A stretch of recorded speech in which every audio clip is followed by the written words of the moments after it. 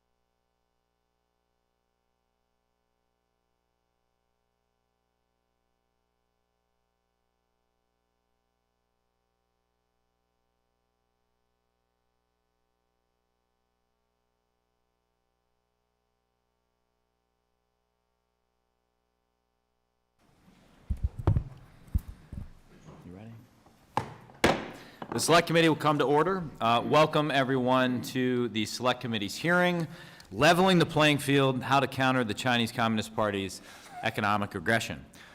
Humility.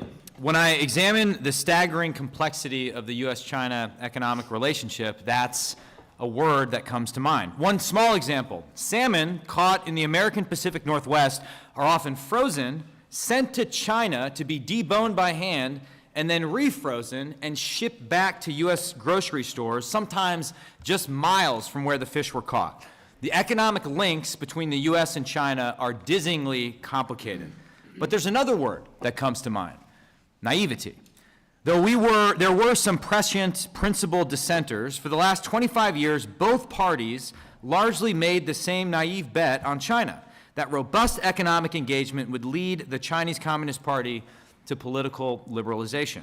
But Beijing saw our quintessentially American optimism as an opportunity to exploit, and our treaties and international commitments as rules for thee, but not for me.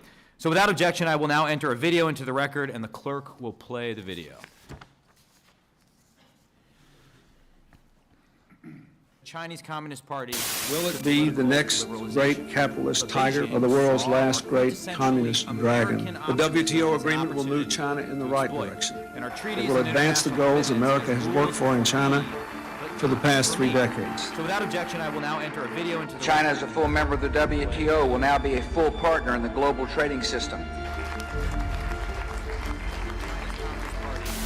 Be the next great capitalist tiger. What China wants most is a peaceful and tranquil international environment. Do not do unto others what you will not like others to do unto you. China for the past 3 decades. So without objection, I will now enter a video into China, as a full member of the WTO, will now be China's accession to the WTO is the result of China's opening up and reform, not only conducive to China itself, but also to all the members of the World Trade Organization. Is a peaceful and tranquil international environment. Do not do unto others what you will not like others to do unto you. China for the past 3 decades.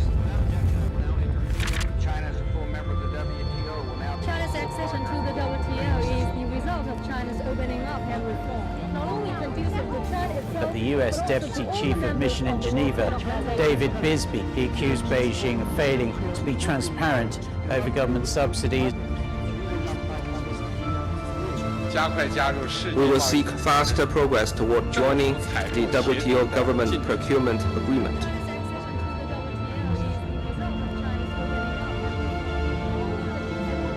Of the U.S. Deputy Chief of Mission in Geneva, David Bisbee. He accused Beijing of failing to be transparent over government subsidies. And both governments would not engage in or knowingly support online theft of intellectual properties. U.S.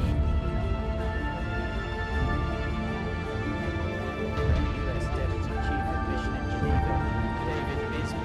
He accused Beijing of failing to be transparent. Chinese hackers outnumber FBI cyber personnel by at least 50 to 1. Both governments would not engage in or knowingly support online. We must remain committed to developing free trade and investment. Promote trade and investment, liberalization and facilitation through opening up, and say no to protectionism.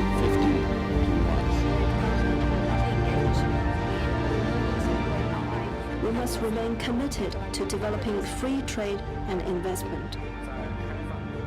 Promote. The CCP took advantage of our good faith, as well as our technology, our know-how, and our capital to grow strong. But once they felt ready, they began to decouple from us. They began to decouple from us because it was never about reciprocity. Well, now the era of wishful thinking is over. The CCP's economic warfare uses any and all available leverage to coerce us and our allies, and it's time that we defend ourselves in the free world.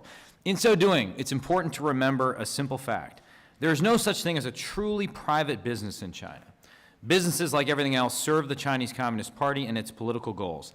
That's really no secret. Civil fusion, the national intelligence laws, the recently amended counter-espionage law are all clear evidence. There's been a lot of hand-wringing in this discussion in the media about what we call our new economic approach to China. Strategic decoupling, constructive rebalancing, de-risking. To our witnesses, I would say, call it whatever the heck you want, but let's stop admiring the problem and let's actually get down to solutions. So you're going to hear a lot of economic jargon tonight. Section 301 tariffs, VIE structures, A-shares, capital controls. It's easy to get lost in the statutes and the acronyms and the jargon. I find it helpful, however, to have some policy principles in mind as we get our hands dirty on the minutia. Here are 3 big tent poles I've been considering to guide our strategic de-risking, with the caveat that for an issue this complex, all principles need a healthy dose of pragmatism and humility. 1, we need to stop fueling our own destruction. This means we shouldn't fund PLA modernization, we should protect our sensitive research and critical technologies, and not sacrifice national security for short-term profits. 2, we need to take off the golden blindfolds and open our eyes to the risks in China. American businesses shouldn't be complicit in the CCP's ongoing genocide, and American capital should not fuel human rights abuses. Investment managers, especially U.S. pension and retirement fund stewards, can't ignore their fiduciary duties. Just in the past few months, the CCP has increasingly criminalized routine due diligence, making a mockery of the system of transparent disclosures that undergirds our capital markets and undermine the rule of law. 3, we need to reinforce our economic sovereignty. That means reshoring our most critical supply chains like pharmaceuticals and munition supplies. We also need a positive trade agenda that promotes collective resilience with our partners and allies and opens new markets for American companies. No one, at least I am not, is talking about a full decoupling from China. That's a straw man propagated by the pro-engagement media. If we use these principles, however, to craft a policy agenda, along with technical recommendations from experts like the ones testifying before us tonight, I believe we can chart a new course for American prosperity in the 118th Congress. And with that, I now recognize the Ranking Member Raja Krishnamurthy for his opening statement. Thank you, Mr. Chairman. Thank you, witnesses, and thank you, fellow committee members, and thank you to the audience for your attention. Tonight, we're getting to the heart of the strategic competition with the CCP. This is the fundamental question. Who will be the economic and innovation leader for the remainder of the 21st century? Will it be America or the CCP? In 1978, when the PRC began to open the economy, America produced 4 times more steel than the PRC. Now, the PRC produces 12 times more steel than we do. In 1978, America produced 36 times more cars than the PRC. Now the PRC is the world's largest automaker, producing nearly 3 times more than America. In 1978, America was the world's leading economy with a GDP more than 12 times that of the PRC, which ranked 10th in the world. Today, we remain the world's biggest economy. The PRC is the second biggest economy, and they're aiming to be number 1. If the trajectory of the PRC's growth is not a wake-up call, let me give you one more stat. The PRC now leads in 37 of 44 technologies that many consider important for the future of our world. That includes 5G, that includes nanoscale manufacturing, and commercial drones, among other things. Let's be clear. The CCP is catching up economically, and they want to move ahead of us. As Chairman Xi Jinping has said, the CCP seeks to, quote, lead the world in terms of comprehensive national power and international influence. If we want to level the playing field for the American people and maintain our place as the global economic leader for the rest of the 21st century, we need to protect ourselves from unfair competitive and trade practices by the CCP. But at the same time, we must up our game and enhance our own competitiveness. Tonight, we're going to hear from 3 impressive witnesses about how America can regain momentum and retake the lead in so many fields of the future important to our economy. As we think about how to put America on track to win the strategic competition with the CCP, I respectfully submit for your consideration 3 Ps: people, production, and partnership. First, people. America's biggest advantage has always been its people. Whether we were born here or, like my own family, came here from distant shores seeking the American dream, the American people have always been our biggest competitive advantage, bar none. Making sure our people are better prepared to lead and innovate will be critical, and attracting the best and the brightest talent from around the world is essential to making sure that America remains number 1. The second P is production. We've seen over the past few years the impact that supply chains abroad can have on our working families here at home. Hardening our supply chains by producing more here in America will ensure that our economic future is not left to the whims of a disruptive competitor and will make sure that America remains number 1. Third, and finally, partnerships. None of these things happen without partnerships. Partnerships with other nations, partnerships between the public and private sector, partnerships between Republicans and Democrats, working together to fuel innovation on next-gen technologies like AI and quantum computing and robotics will ensure that we set the pace for the future and keep America number 1. Finally, I want to leave you with 2 more Ps. These matters need to be pressing priorities for our entire country. We're going to hear a lot tonight about things that sound like science fiction or the distant future. It may seem like that we can wait for a whole-of-government approach to tackle AI and quantum and biotechnology, but we cannot. The moment to act is not in 10 years or 5 years or next year. It's now. It's now. And so that means that whatever we discuss here tonight, I hope that we act upon in the House, in the Senate, in cooperation with the administration, and indeed with the private sector as well. I look forward to hearing from our witnesses and our fellow members to help us on a path to win the strategic competition. I yield back the balance of my time. Thank you, Ranking Member. If any other member has a statement, we can enter it into the record without objection.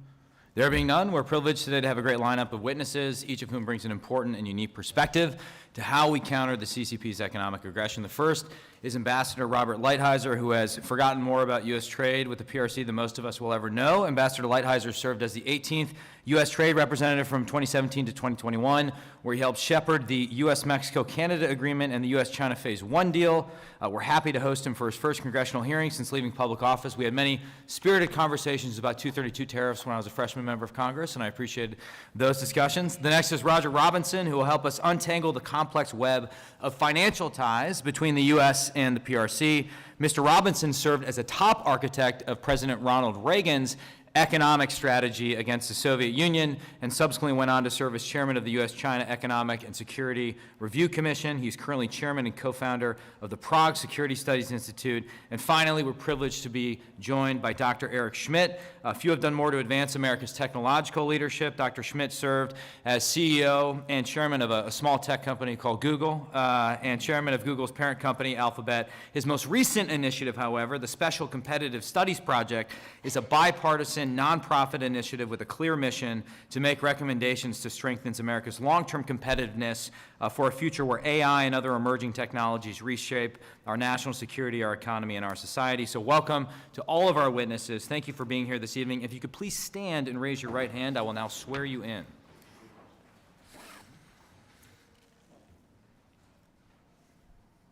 Do you swear or affirm under penalty of perjury that the testimony you're about to give is true and correct to the best of your knowledge, information, and beliefs, so help you God? You may be seated. Let the record show that the witnesses have answered in the affirmative. Ambassador Lighthizer, you may begin. Chairman Gallagher, Ranking Member Krishnamurthy, members of the committee, I would like to thank you for inviting me to testify here today. I would also like to thank the House leadership for establishing this important committee and all of you for serving on it. I believe that China is the most dangerous threat that we face as a nation. Indeed, it may be the most perilous adversary we have ever had. Its state actions are increasingly aggressive, militaristic, hostile, totalitarian, and targeted at us. China believes that it is destined to be the world's only superpower and that we are in the way. When assessing our economic relationship with China, it is important to put our analysis in the broader context.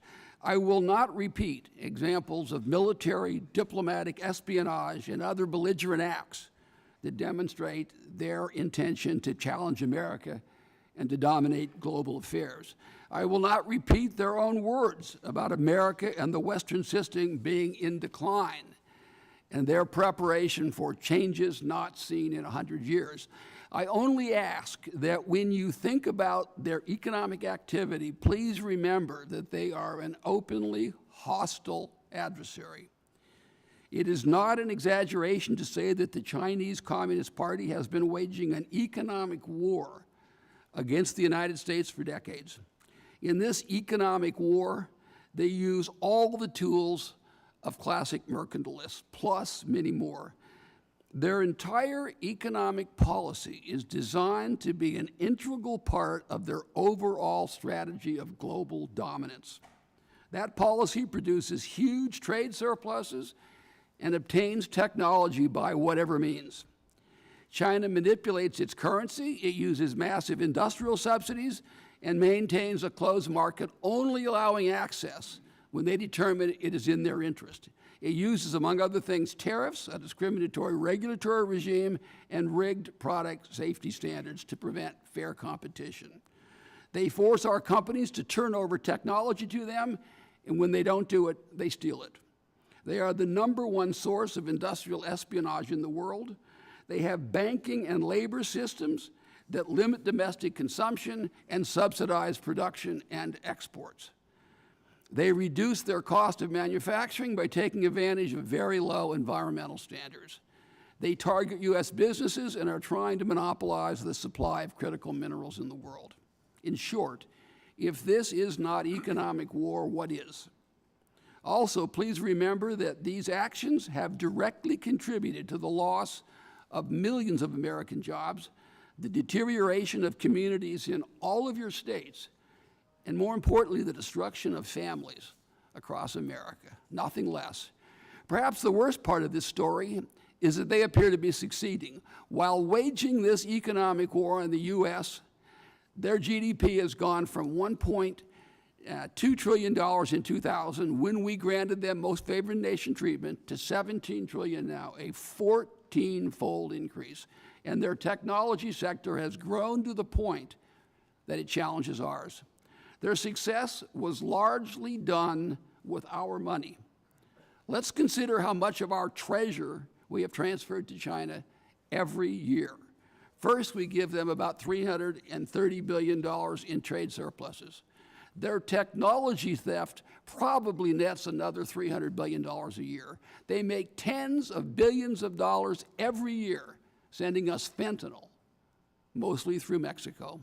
In trade deficits alone, we have transferred over $5 trillion in the last 22 years, and probably at least $3 trillion in lost technology.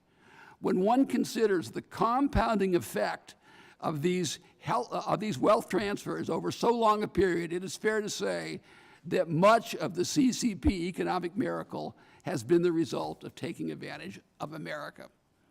I believe that it is far past time to engage. The United States should begin the process of a phased-in strategic decoupling of our economy from theirs. I do not espouse cutting off economic relations. That is unrealistic and probably counterproductive. Strategic decoupling would include several policy changes. First, we need to balance trade. We should raise tariffs on their products to a level that will ensure that we buy approximately as much from them as we sell to them. Balanced trade will reduce the effects of their unfair practices and stop the transfer of our wealth. Second, we need to take steps to disentangle our technology from theirs. We need to expand export controls and to stop the importation of technology where practical. We should develop new technologies on our own and with our allies. Third, we should limit their investment in our country, and we should only allow investment where there is a demonstrated benefit to the United States. Fourth, outbound U.S. investment to China should be severely restricted. This policy I submit is merely a softer version of exactly the policy that China has towards America. In a way, I'm just calling for reciprocity. Obviously, this is an aggressive recommendation, but I believe that honest people who look at all the facts in this relationship realize that the status quo cannot continue. This is not the time for half measures. This is the time to be bold, and Congress must write the rules to make this happen. Thank you. Thank you, sir. I should stipulate, if you hear the gentle, that's me in my Wisconsin nice way trying to enforce the 5-minute rule. I recognize, however, it is impossible to answer questions and summarize your testimony in 5 minutes, but I have a very early bedtime. I'm a very old 39-year-old, so the members will get mad if I don't try and keep some order. But so I don't mean to be rude, but I should have stipulated that at the beginning. Mr. Robinson. Mr. Chairman and members of the committee, I greatly appreciate the opportunity to appear before you today to describe what is arguably the largest strategic financial scandal in modern history. It consists of the multi-trillion-dollar underwriting by a democracy, our democracy, of an authoritarian regime, read China, bent on undermining our fundamental values and way of life. Aided by some fiduciarily malfeasant Wall Street firms and certain conflicted U.S. government regulators at the top levels of the Treasury Department, the Securities and Exchange Commission, and the National Economic Council. For over 20 years, the U.S. has allowed a cavalcade of thousands of CCP-controlled Chinese publicly traded companies to enter the retirement and investment portfolios of average Americans with precious little, if any, diligence or screening concerning who these enterprises and their subsidiaries are, or the corporate human rights and national security abuses they may have perpetrated, including already U.S.-sanctioned Chinese companies. Moreover, none of these roughly 5,000 Chinese corporate securities traded in the U.S. capital markets are compliant with federal securities laws and generally lack adequate material risk disclosure, transparent financials, corporate governance, shareholder rights, the rule of law, and other standard requirements for their American and foreign corporate counterparts. Americans trust that our fund managers, pension system administrators, and other fiduciaries are protecting our risk-related interests, not just seeking returns. This is often not the case. Index providers like MSCI and FTSE Russell have products littered with risky, sanctioned, and other Chinese corporate bad actors. These include egregious human rights and national security offenders. The same is true regarding certain large American asset managers, which have included these bad actor companies in their exchange-traded funds and other passive investment products benchmarked against these indices. The list of Chinese corporate wrongdoers in state-level and other investment portfolios is long. Tragically, it includes companies equipping concentration camps, trafficking in forced labor, aiding and abetting genocide, building Chinese aircraft carriers, hypersonic glide vehicles, and other advanced weapon systems for the PLA, as well as companies engaged in IP and technology theft, espionage, and environmental despoilage. Just imagine the damage caused to American economic competitiveness by these trillions of U.S. investor dollars that have been funneled to the coffers of the CCP instead of remaining productively invested here. This is arguably the single most troubling consequential issue in U.S.-China relations. My written testimony provides a dozen specific conditions warranting the removal of malign and/or unfit Chinese corporate securities. Those Chinese CCP-controlled companies that fail to meet these sensible criteria should be delisted and deregistered from our exchanges, including the over-the-counter market, in no more than 180 days, and Americans worldwide should be prohibited from holding their securities, including via ETFs, exchange-traded funds that is, mutual funds, and other passive investment products.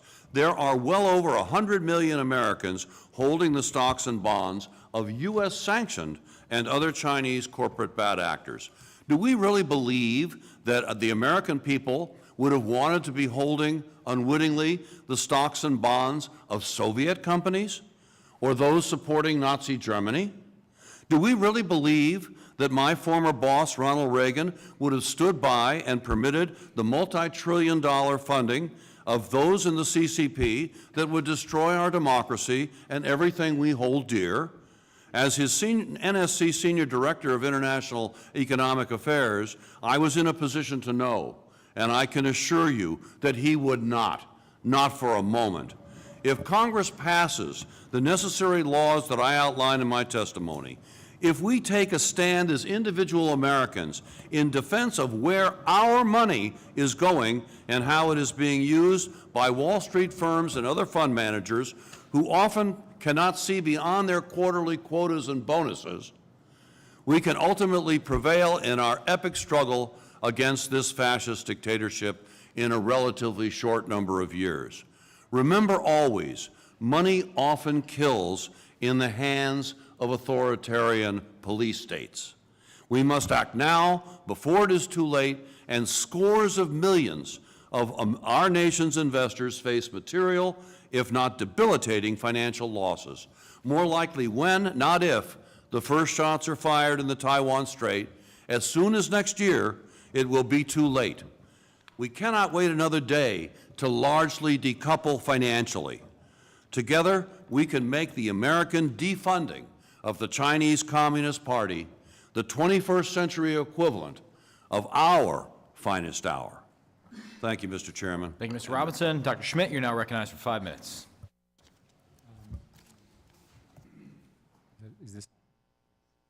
Mr. Chairman, thank you very much for inviting me, all of you.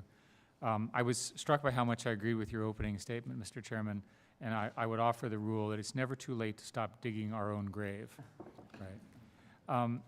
I think the most important strategic issue is exactly what you're dealing with, and I think the technology competition between China and the U.S. is the defining moment of all of the competitions.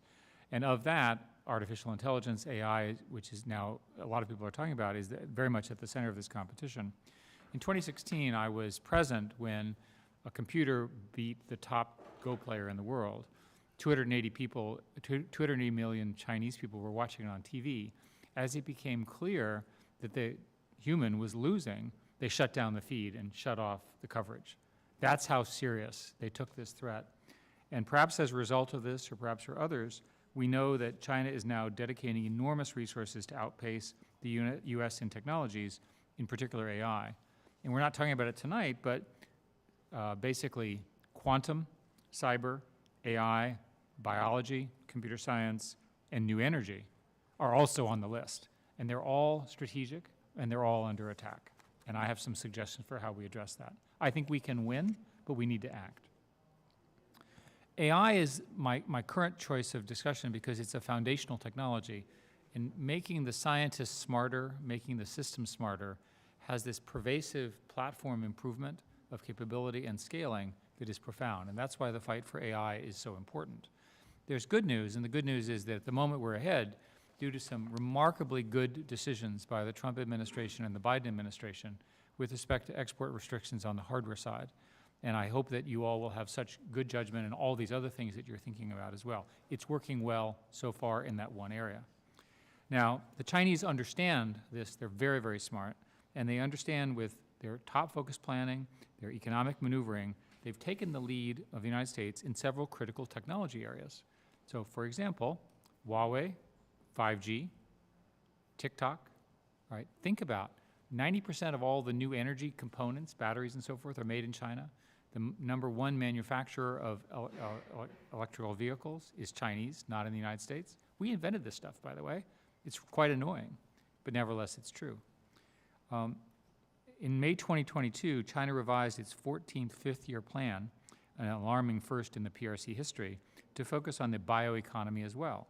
So the other fields are also important. And the bioeconomy is a multi-trillion-dollar area of economic growth, which, again, America invented. I want us to continue to win that one. Now, we must organize around innovation power. And innovation power is my way of saying the way you win is you innovate ahead of the competition. And America's great success, economic success over hundreds of years, has been the unique partnership between the government, the private sector, universities, and so forth, risk capital, smart people, taking global risks, and essentially dominating the world's technology platforms. This is crucial, and it's crucial that we continue it. Imagine if the technology platforms we were using today were all Chinese-made. Would you be really comfortable as an American being here in this room? Imagine, look at the lights, look at the TV. Imagine. You'd be very uncomfortable, and so would I. Let's make sure that does not happen. This uniquely American innovation ecosystem is still the world's envy, and I want us to make it stronger. I've never seen rapid gains that we're seeing now with frontier language models as fast. We lead. The world is trying to catch up. We're still ahead. Let's continue. We have this ability to out-innovate our global rivals because of this unique American system that I'm so very proud to be part of, and I want us to make it stronger. We should act to do whatever we can to make the triumvirate, if you will, of those different components work. Where do we start? First, we have to invest in science and technology research, basic and applied, at the National Security Commission on AI, which you all appointed me the chairman of a while ago. We recommended that we increase the non-defense AI R&D funding to $32 billion annually by 2026. So far, it's still at $2 billion. That's a problem. Congress must pass technology-focused legislation each year because the race continues apace. CHIPS and USICA were quite successful, but you're going to have to do it again and again and again to make sure we have the necessary governmental support, private industry focus, and so forth to do this. We have to invest in our talent in all the obvious ways, and you know this. For example, we proposed a digital service academy to try to get more people in the civilian parts of our government. The military does a good job on the national security academies to do this. We have to fix the H-1B visa problem. In particular, let me tell you what we need. We need physics, math, chemistry, biology, computer science, PhDs, right? If I keep going, we need a stronger defense strategy in this area to use this technology. We have to develop these technologies with democratic values in mind, and we have to act to make sure that the AI tools that we produce reflect American values. And then finally, we have to work with our partners as my fellow panelists have all emphasized. This, in my view, is the defining competition of our time. This is my opinion. For the rest of our lives, we're going to be dealing with this. I want us to win. Thank you. Thank you. And for those wanting to read more about the concept of innovation power, we have copies of your recent article on the subject in the back. I will now recognize myself for 5 minutes. Mr. Robinson, as you know, potential restrictions on outbound investment in China are a big topic. This Congress, we have colleagues, particularly on the Financial Services Committee, that are debating this topic. As far as I can tell, however, no one is really considering American investors capitalizing Chinese firms listed on U.S. exchanges or traded through ETFs and mutual funds as, quote, outbound investment. But it sounds very much like outbound investment to me. I'd be curious to get your sense of that and whether the same restrictions should be placed on these entities as the ones we're considering for direct, active investment in critical technology sectors. I share your impression. It sounds like outbound investment to me as well. I mean, after all, this is the money. I mean, yes, the technology security remains foremost in our minds, and so much of what's being covered in the outbound investment portfolio is sensible and necessary. But it is ironic that here we have Chinese mainland companies, for the most part, some 4,000 of them in our portfolios, attracting the funding of largely unwitting American investors to the tune of hundreds of billions, if not trillions of dollars over time, and bringing it back for the exact kind of competitive advantages that they're seeking to gain that have been discussed by my fellow panelists. So money is essential as a topic here or inclusion, I should better say, as outbound investment. It has a familiar ring to it. How is it that so few in the Congress and among our fellow Americans are aware of this capital market saga and trillions of dollars moving from the investment portfolios of some 150 million Americans into the coffers of the Chinese Communist Party, as I mentioned? So this is an acute problem, and I believe that you're right that capital markets dimension has to be included in outbound investment. Ambassador Lighthizer, in our hearing on the ongoing genocide in Xinjiang Autonomous Region, we had testimony to the effect of bad actors in corporate America exploiting the de minimis loophole in order to get around the intent of the Uyghur Forced Labor Prevention Act. In your testimony, you talk about de minimis being used as potentially a mechanism to get illegal drugs in the United States. How do you think Congress should confront this de minimis issue? So thank you, Mr. Chairman. First of all, I think everybody's got to kind of wrap their head around what kind of a mistake this was in 2015. Nobody dreamt this would ever happen. Now we have packages coming in, 2 million packages a day, almost all from China. We have no idea what's in them. We don't really know what the value is. There's no way to check any of it. Nobody ever dreamt of this. There's a recent study that's come out saying that the value of this could be as much as $190 billion a year, largely additional trade deficit with China. If you add that, that gets you up around $550 billion, half a trillion, 3% of their entire growth is really transferred to the United States. In my opinion, the Congress should completely get rid of the de minimis rule and go back to what it was meant to be, that is to say, $50 or $100, but I fear that even that won't work because all of these companies, there are billion-dollar companies that exist solely because of this loophole. Shein, Temu, these are companies that literally would not exist except for this one little silly loophole, and they're putting businesses, they're putting people out of work in stores, they're putting people out of work in manufacturing. So to me, if you can't repeal it entirely and go back to a really nominal amount, at least take it away for China, and then take it away for any other country that you can prove transshipped from Canada. And that would include, by the way, Mexico and Canada if they continue to do what they do. Because like Amazon will ship in things to Canada, then divided into smaller groups and sent it to the United States. There's another company, I have it in my testimony, that ships in stuff to Long Beach, puts it in a van and takes it into Mexico and then ships it out of Mexico. It never goes through U.S. Customs. We don't know whether it's drugs, whether it's counterfeit, but we know it's probably a couple of $100 billion. I am out of time. I have to abide by my own rules, unfortunately. I recognize the ranking member for 5 minutes. Thank you, Mr. Chair. I'd like to turn your attention to this chart.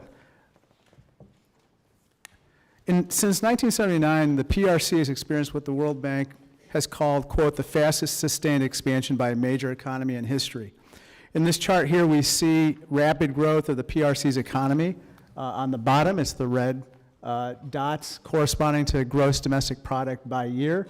And on the top is the U.S. You can see that China's growth is rapid, but it has not converged yet. Dr. Schmidt, in order to progress, the CCP has invested heavily in post-secondary education and developing the world's largest technical workforce. In fact, in 2021, the most common post-secondary educational degree in the PRC is what's called a short-term vocational degree, with almost 82 million Chinese having them. The corresponding number in the U.S. is 19 million. So 82 million there, 19 million here. You would agree with me that an emphasis on technical and vocational education in the PRC has helped to propel its growth over time, right? Yes, you're exactly correct. And it's important to know that China produces more PhDs in artificial intelligence, for example, than we do. They're now producing more papers than we do. They have 4 to 5 times the number of STEM graduates than the United States provides. So unless you think somehow their system will prevent them from being intelligent, which is clearly now false, we have a structural problem of scale. They have more people, more investment, and so forth, and they're delivering. And if we were to have a similar emphasis, for instance, on vocational education and apprenticeships, which you talk about in your testimony, that's very possible that our own economy could take off as well. Isn't that right? You're exactly right again. And more importantly, we seem to have forgotten that we should start manufacturing stuff and as a country. And the way you start manufacturing stuff is you need the people who manufacture things. And those are typically people who are not given a liberal arts college education, but rather a technical education in high school and college. And they're very, very valuable, and their salaries are very high. Let me turn to another topic, which is in addition to developing our own talent, we must attract the world's best talent, wherever it is. It turns out that according to a Science article, they polled 2,300 scientists around the world to find out where would they like to live. It turns out 56% of them said they would consider moving to America, but only 8% said they would consider moving to China.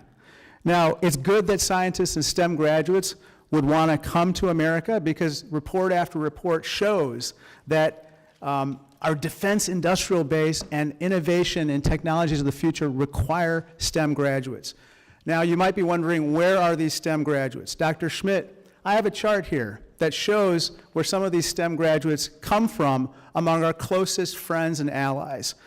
Now, Dr. Schmidt, immigrants in America helped create more than half of the startups, account for more than 70% of graduate students in artificial intelligence and semiconductor-related fields. Is it fair to say that unless we attack these STEM graduates from here and around the world, we would be harming our ability to compete with the CCP? We need to accelerate everything you just said as fast as we possibly can in very specific fields. I'd also like, if I may, to say that there's a notion that somehow the Chinese-born students are not necessary in the U.S. We did a study of this, and the top papers will often have 1 or 2 of the authors be Chinese-born. We need them in America, and we need to keep them in America. It makes no sense to educate them to the teeth and ship them back. And as an example, the way the lead in Chinese quantum occurred is we took such a person, educate them to the teeth, and ship them back. And now they're creating store now, decrypt later to decrypt all of our messages. See, that's crazy. That's absolutely crazy. There's an executive at a CCP party newspaper who said that U.S. efforts to lure global talent would, quote, pose a huge challenge for China. Sir, one congressional report stated the following, Dr. Schmidt, the U.S., quote, needs to continue to attract the best and brightest STEM talent from around the world. You'd agree with that, right? Yes, of course. It turns out that that was from the House GOP China Task Force. And I happen to agree with that point that the GOP made. And I hope that we, as a committee, follow up on this particular issue. Thank you, and I yield back. Mr. Whitman is recognized for 5 minutes. Well, thank you, Mr. Chairman. I'd like to thank our witnesses for joining us today. Thanks so much for your perspective. Ambassador Lighthizer, I'd like to start with you. You know, the Department of Treasury's Committee on Foreign Investments in the United States is charged with safeguarding our national security by screening all this inbound foreign investment into the United States to make sure that there's not those connections that will be harmful to the United States. Congress has long considered, what do we do to modernize CFIUS? What do we do to make sure we are addressing these modern challenges to what was supposed to be a committee that protected our technology and how those investments are taking place here? We know recently the Treasury Department determined that CFIUS didn't have jurisdiction to review a PRC firm's transaction of land near an Air Force facility in North Dakota. Let me get your perspective. What CFIUS reforms do you think we could most rapidly put in place to accelerate our ability to review PRC state-directed investment in the United States? Secondly, do you think we have the tools necessary to do sufficient due diligence on second and third tier companies, on shell companies, and the effort by China to circumvent the controls in CFIUS that at best are lacking? And how concerned are you about the potential gaps that we see today in CFIUS jurisdiction related to new and emerging technologies? This was never intended to cover the rapid acceleration of what we see in areas like autonomy, artificial intelligence. So give us your perspective on those three areas. Well, thank you, Congressman, for that question. I sat on the committee. I was one of the members of the committee as the United States Trade Representative, and I can tell you that we dedicated a lot of our effort to that committee, and on more than one occasion, I was in disagreement with the Treasury Department on whether or not something should go forward. In my opinion, the standard ought to be, as I say, if it's from the PRC, not the world generally, but from the PRC, if you can't demonstrate that it helps the United States, it should not be permitted. It should not be limited to just national security issues. It ought to be economic issues as well. And the notion, even with the current standard, the notion that you can't stop buying farmland near an Air Force base or near the place where we develop our drones, which are so important to all you hard power people know far more about it than I do, is to me crazy. That is a national security issue. So I think every dime's worth of Chinese investment should be notified, and it should only be permitted if you can demonstrate that it's in the interest of the United States. Your point about shell corporations and all is a very good one. It's always going to be a problem. We're going to have to be vigilant, and we have to be able to unravel any deal that we later find out has any kind of a connection to the People's Republic of China. This strikes me really as the most obvious thing in the world. I can't imagine it being put before a vote of this House right now and have it not pass overwhelmingly with Democrats and Republicans. It's just not imaginable to me. And I just say one other thing. This notion of mitigation agreements is another huge mistake. So the notion is, we sit here, we don't think you should go forward with it, but we'll create a mitigation situation. And then we'll put some former colonel in an accounting firm, and they'll make sure that the data doesn't go to China. I just don't believe it works. I think it's a mistake. Thank you, Mr. Ambassador. Mr. Robinson, I appreciate your perspective on things. You came and spoke actually to a small group of us from the Armed Services Committee and from the Financial Services Committee about this exact subject, about U.S. investments going into these ETFs, these A-shares as you term them. And then you spoke, too, about investments in bonds that are essentially issued by the CCP. Can you give us a little broader perspective on that? Because we see a lot of funds today that have exceptional returns that are Asian bond market funds, but it seems like much of those bonds are actually issued by the CCP. Give us your perspective in that area of where investment from the United States is going to feed, as you say, the wolf that will eat us.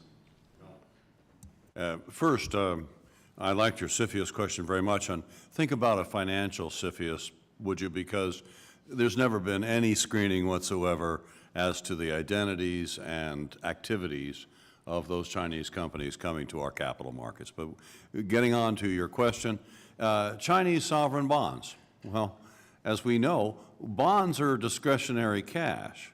You know, you give somebody a maturity date and an interest rate, and they give you billions of dollars in return. These are issued directly by the Chinese Communist Party. They come to our market about 2 or 3 times a year.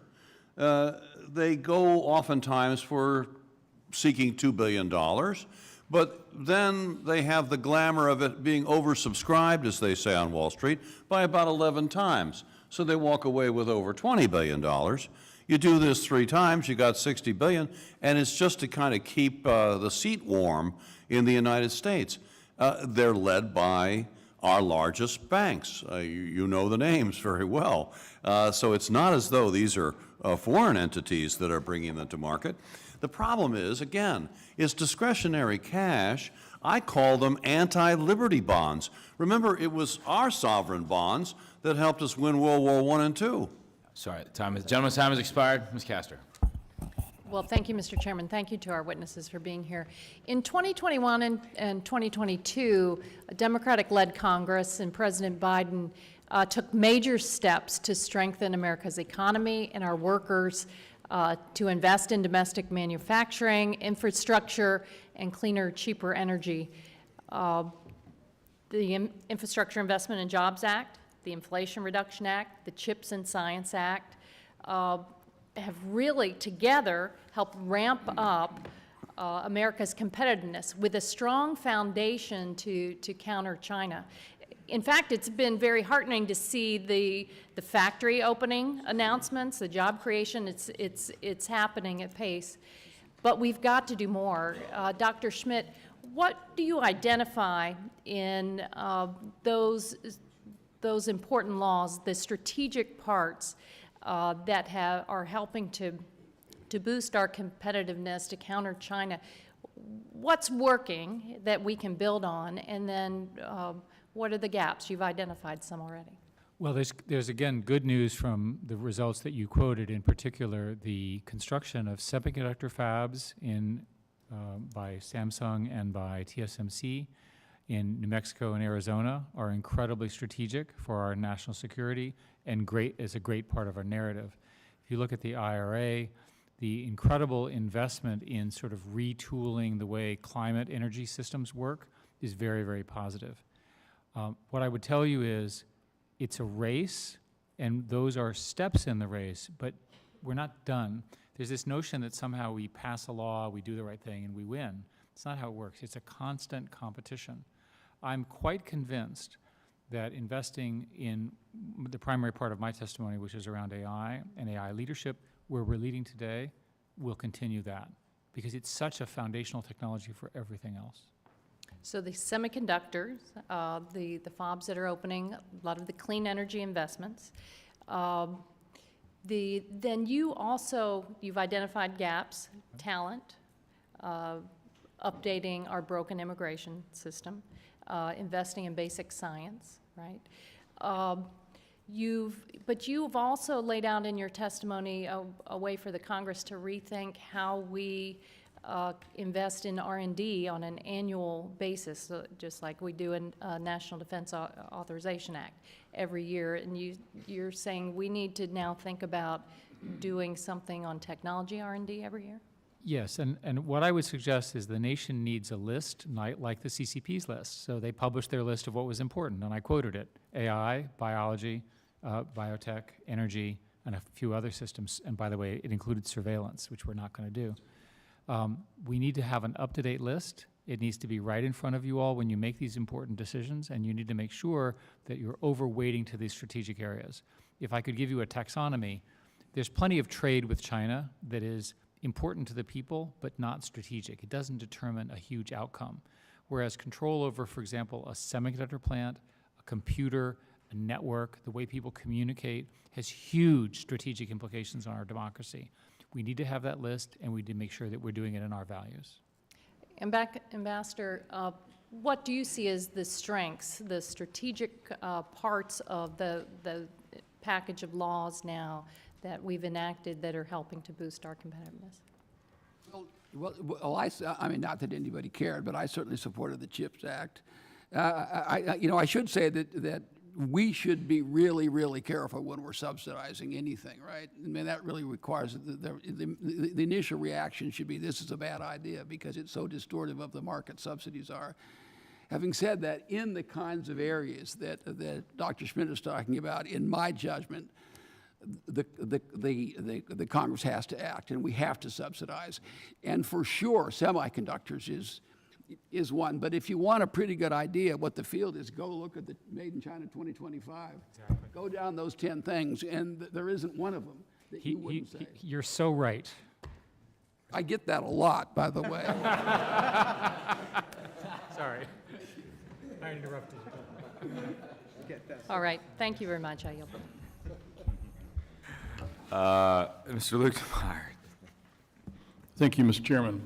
Mr. Robinson, do you know the dollar amount roughly of American assets in China right now? In a word, no. But when we talk about assets, we're talking about manufacturing assets Manufacturing as well. assets, inventory. You're looking at money that's sitting there being invested in these things. Haven't had the bandwidth because concentrating too much on the financial piece alone. Okay. What would happen to the assets? We've been talking endlessly about China invading Taiwan. Yeah. And if we sanction Taiwan or China, what's going to be the reaction of China, do you think? I think that the greater concern might be, of course, our reaction in the sense that if there's a shooting conflict in the Taiwan Strait, I think one of the first things that the Congress will do on a bipartisan basis is recognize that it's all over for Chinese enterprises in the U.S. capital markets. I mean, the advantages that they're attaining here in terms of not just hundreds of billions of dollars of funding, but the prestige of being in the world's deepest and most voluminous markets is a kind of good housekeeping seal of approval that they take around the world to leverage in other markets. In other words, it's just a fantastic, prestigious event for them. And we're going to want to deny that, the money as well as the prestige. So the question then comes as to what kind of losses are the American investors going to take? As I mentioned, we're in the 100 million to 150 million Americans here who have this unwitting financial risk exposure to those thousands of Chinese companies. No one, to my knowledge, has any handle at Treasury or elsewhere as to what is the total amount of financial risk exposure of the American people to those Chinese corporate enterprises in our capital markets, not to mention the sovereign bonds that we just talked about. So it's a big number. It's over $1 trillion. It could be 2 or 3. No one really knows for sure, but that is my greatest concern, that if we don't act to at least excise, sanction bad actors, for goodness sake, we're going to have a horrific financial crisis, and folks are going to be coming to you asking for grace periods and even bailouts of the American people because the hit that the American people are taking is so draconian. Wait a minute. We have a chance right now to do something about this. Why is it that we always have to wait until we're electrocuted before we get the picture? So that would be my strong feeling. So what you're saying is that you believe that should those actions take place, the reaction is going to be a closing down of the markets a loss by the American people of all their investments in China, and therefore their savings, their retirements, whatever is there is going to be gone. Is that what you're saying? That's my concern, yes. Yes. You know, one of the things today in Bloomberg, there was an article, it's Wall Street's biggest banks face a harsh reality check in China. They're continuing to look at and starting to think about their investment there, their position there, which is interesting. And I think we need to keep the pressure on everybody. I think this committee is making a difference, and these folks are starting to think twice about their investments there. And so, Mr. Robinson, you know, how do we prepare the American people for this? Do we start by saying these asset managers and investors have a fiduciary responsibility that they need to disclose to the people who are investing in China? Or should we just let them go ahead? Should we list China as a terrorist organization, as an enemy of the state, to prohibit the investment there? How do we control the ability to invest there and cut off the money that keeps flowing into this country that underpins all of the activities of the Chinese Communist Party, including detaining their people, oppressing their people, building up their military, et cetera? We have to enforce the rules. After all, these are fiduciaries. They're supposed to be seeing companies that are compliant with U.S. federal securities laws. None of the Chinese are. You have to have corporate governance. There's no such thing, or rule of law, or any kind of proper risk management. You've got one abuse after the other in the area of investor protection. I mean, this is very unusual. China has gotten a free ride across the board for way too long, and the Public Company Accounting Oversight Board waiver of May 2013 is merely one example. We don't have time to get into that right now, but these are among the things that we can do to help protect the American people from that day and get that risk exposure way down. Trust me, none of this can stand the light of day when you see it the way I have. Thank you. Gentleman's time has expired. Mr. Carson. Thank you, Chairman, Ranking Member. Dr. Schmidt, in your written testimony, you advocate for adjustments to our immigration policies to ensure the U.S. is the top destination for foreign scientists, technicians, and innovators. In addition to your suggestions on reforming H-1B visas and creating the new innovators visa, do you see any issues on the horizon, be it economic, be it cultural, or even social, that would make it harder for us to recruit and retain top talent? And if so, what should we be doing to get ahead of those trends? So I published an article yesterday on this in Foreign Affairs. If you look at the UK and Canada, not only do they have a high skills visa program, but they also make it relatively straightforward to get the equivalent of a green card. So here's an idea for you all to consider. For friendly nations, let's think of the Five Eyes to start with, let's identify people and say, if you manage to get your degree, you have a quick path to a green card. At that point, there's no ambiguity that they're going to learn, live, found companies, and work on American soil for America and pay American taxes and all of that. So remember that the top people have choices. I want them to choose the U.S. There's evidence that they're choosing other countries because we still, because of this dysfunctional comment that Ms. Astor made, that the dysfunctional nature of the system gives them too many disincentives to stay. At least let's start with our best friends and invite them to the party and keep them at the party. And then if that works, let's expand to some other countries.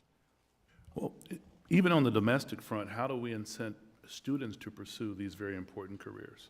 Well, the good news is that there's so much money being made in my field that the financial incentive is there. I think what we really need to do is to get more money to the key universities that are doing the research that matters. You all, for example, have in front of you at some point in the legislative process a national research enterprise proposal around building computing hardware for universities that would be a public service for research and so forth. So there's a bunch of tactics, that's just one of many, that people have recommended that would make our universities even stronger in innovation. From my perspective, it's really easy to understand. It's a young person who has a crazy new idea. They work, deep in the lab. Most of them don't make it, but one or two, and boom, billions of dollars are created overnight. And lastly, Chairman, I represent a district with a very proud manufacturing tradition, and this is for everyone. The state of Indiana, we have more than 8,400 manufacturing companies with nearly 600,000 workers. How do we adapt this industry and these industries for the future, and what should we be focusing on specifically? Could I just add that the National Semiconductor Center is at Purdue. It's well worth visiting. We've got people in your state that can really transform the entire nation, and I'm sure for each of you, I can identify such an effort in each of the states that you represent. You have the people, we just need the focus. I yield back, Chairman. I'm sorry. Thank you, Mr. Chairman. I want to thank all of our guests for being here this evening. Honestly, you're making my head spin. There's so much stuff going on, so many things that we need to be concerned about. I had a bunch of questions prepared for you and had to throw them all out the window, which is, I guess, a good thing, but fascinating discussion, Mr. Chairman. I think we need more than 5 minutes per witness on some of these things, but just my, yeah.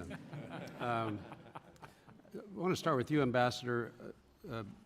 The concept of foreign ownership of our agricultural land has been brought up. I guess one of the things I wanted to ask you about, what are some of the national security implications that you see there? Some of the things that we should be concerned with, whether near military installations or not. It could be just national security issues around our food supply. But also there's other implications that we haven't put a lot of thought into either. Perhaps issues surrounding our water supplies and other natural resource issues as well. So I wanted you to expound on that if you could. Well, I thank you for that question, Congressman. So, yeah, first of all, I completely agree with you. There are a lot of things that are national security, but food supply certainly is one of them. And I am troubled by certainly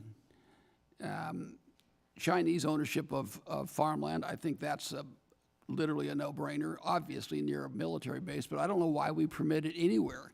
Do you think you can go to China and buy farmland? Right? I mean, there's just not a chance in the world. I'm also troubled by the downstream, the food production ownership by China. I don't know what the percent is, but I'm sure you know, because this is your field. It's a very high percentage of our meat processing is owned by the Chinese. I mean, this is very, very dangerous. Among other things, they get data out of all this, right? All of this stuff creates data. Who's got what? What's going where? What are they going to do? All that feeds into their AI. We are very vulnerable in this area, and I have no idea how we got to this stage. But the notion that hundreds of thousands of acres could be owned by communist China is, to me, unimaginable. And remember, none of these investments come here for economic reasons. I mean, every one of them is approved by the state, right? These aren't some guy who's in the food business who says, I'm going to go buy a little farm in wherever. No, this is the state saying you can spend this money on this way because we view it as in our interest. So I've read what you've said. I saw what you said in the last hearing, and I'm in complete agreement, both with respect to land, but also with respect to processing of food. The whole food stream, it's very troubling to me that we would let that get out of our hands. I'd love to talk to you more about that, and maybe we'll have a chance to do that in a second round. Mr. Robinson, I guess we can assume that much of the capital going from this country to China is going into all kinds of things, AI included, I'm guessing, all kinds of investments there. We went through a tabletop exercise recently. What would happen to all of that U.S. capital in the event that Beijing makes a move on Taiwan?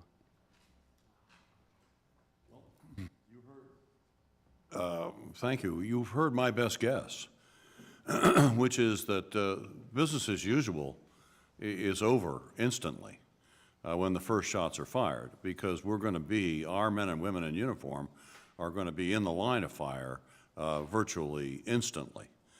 So we then obviously are going to look at this multi-trillion-dollar free lunch program a whole new way real quick, right? And it's not going to be pretty for the American people because this thing has been allowed to get so out of control. Remember BlackRock and others who exhorted the American people to triple our exposure in China not long ago. It's not as though they've rescinded that idea. So again, there's big fat fees involved here. And there's this, what I call in my written testimony, the holy grails for Wall Street. That is going and having a chance to go into mainland China and sell their investment products, their services, wealth management and the like to average, more average at least, Chinese institutional retail investors. So, you know, these are dangled in front of our Wall Street friends, and they're buying into it every time. Thank you. Thank you, Mr. Chairman. Mr. Moulton. Thank you, Mr. Chairman. I want to thank all of you for your service to the country in different capacities. We're grateful to have you here tonight. Mr. Schmidt, beginning with you, we've heard a lot of concerns in the last few months in particular about how much closer we are getting to a generative AI and the impact that it would have on our society and economy. Could you describe for us why it matters who wins this technology race between the U.S. and China and how it might impact geopolitics? How can we mitigate the risks? So one way of understanding what we're trying to do is we're trying to build systems that are savants that help us and amplify our power as individuals and as a society. If you could imagine that that race is won by China, imagine how different those savants would behave. How would their view of privacy, their view of the things that the values of America, free speech, censorship, all of the things that we hold so deeply as American at our core would be in question if the tools that we use were led by China. And furthermore, once you're ahead in these areas, you tend to stay ahead, which is why it's so important that our current lead, which I'm very proud of, and you should be all of you should be thanked for making this possible, we need to continue it. With respect to a potential conflict, we're seeing AI being incorporated into our defense establishment, and China right now is investing 3 times the amount in AI as a portion of their defense budget as we are. What happens if they set the rules for how AI is used in warfare? So we have a set of rules that we operate that are colloquially known as man in the middle, man in charge. Right. You're, as a Marine, you're very familiar with these rules. And imagine the Chinese rules are different. Imagine that the Chinese use these techniques to build automatic weapon systems that are launch on warning. They actually just do their thing. We don't understand their command and control. We don't understand their rules in this area, and they wouldn't necessarily abide by them anyway. So it's crucial that our military and national security apparatus advance with the rest of the commercial market, and they're behind. And they're behind for many reasons, including the way the military procurement works, and also because they don't have quite the right people because it's such a new field. So this should be a very high priority. I'm pleased that the NSCAI recommendations were largely adopted in the NDAA, and the military is moving in that direction. It's important that our AI leadership be as strong. Remember that in China, because of civil-military fusion, every time you visit a Chinese commercial company, you have to assume there's a building next door of the same people working on military things. There's no separation in that country. So you can imagine that even a slightly less talented autonomous weapon system from China with no restrictions on it could be much more deadly than our weapon systems that have the kind of moral guardrails that are so important to our fundamental values in place. It's incredibly important that these systems not be allowed to make life and death decisions without humans making those decisions, and ideally very rarely. And the reason is that they make mistakes. So you can imagine an automatic weapon system that decided something was coming in at it that actually started a global war, right? And that we would then respond to. This is the Dr. Strangelove scenario. It's crucial that our values be adopted in these technologies. And as a Marine, if I made such a mistake, I'd be held accountable. Absolutely. But it's very difficult to hold. Section 3000.9. How do we get China to follow our rules for AI warfare? My own view is that this is going to go step by step. If you look at the history of nuclear, in 1951, the original discussions against the Soviet Union, it took a while for people to agree on common goals. I think the first agreement we can get with China, in my opinion, I don't know this, is a no surprises rule, right? That you're not going to produce a weapon system that could kill everybody without human intervention. And the problem is if you're building that, then the other side has an incentive to prematurely left of launch destroy it. That's a destabilizing structure. And I would certainly argue that we have the leverage to actually propose and pursue some of these treaties when we're a little bit ahead, rather than being behind. Mr. Robinson, I'm sorry I don't have much time left for you, but I'm interested in your economic strategy vis-a-vis China. And, you know, if we succeed in really, you know, competitively crushing, shall we say, the Chinese economy, I mean, do you think that China's economic problems or challenges make it more or less likely that Xi Jinping pursues an invasion of Taiwan?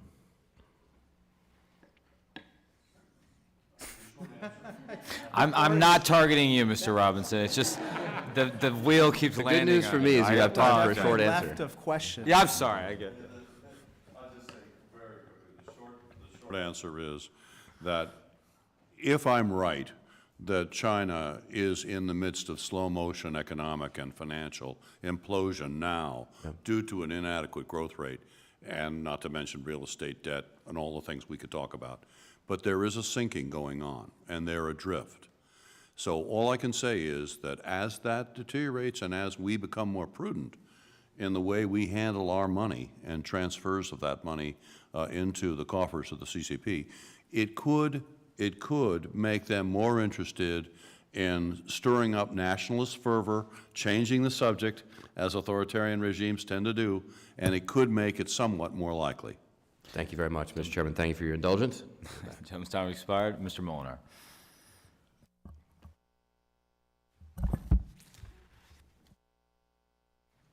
Thank you, Mr. Chairman.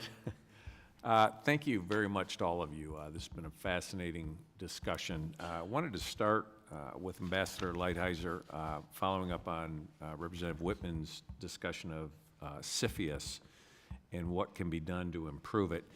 One of the things that struck me when you were talking, and I'm not overly familiar with, you know, you've been in the room following this process, but it almost appears to me like we have a process where things will be approved unless there's some glaring issue with respect to Chinese investment in the United States. What I heard you saying was almost that you think it should be reversed to say it should be approved only if there is an economic benefit or, you know, demonstrated no national security. Am I right in understanding what you said on that? So that is my position, yes, Congressman. And I believe there is kind of a tendency just to go ahead and assume it's going to be approved. And there is like an industry in Washington that does this. And they make a lot of money, and a lot of them are lawyers and accountants, and there's this overwhelm. And if you're the government guy doing this today, well, you know, tomorrow you're going to be probably working for me anyway. And so I think there is this impetus, and it's very troubling with respect to the PRC. Okay, thank you. And then can you comment on mitigation agreements with respect to Treasury and allowing CFIUS deals to go through with mitigation agreements?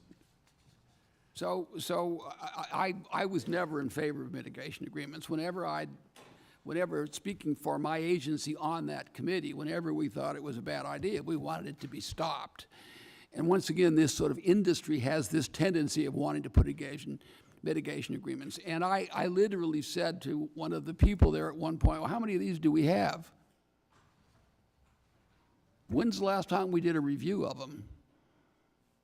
So, and I finally got a study. I mean, it was like 6 months.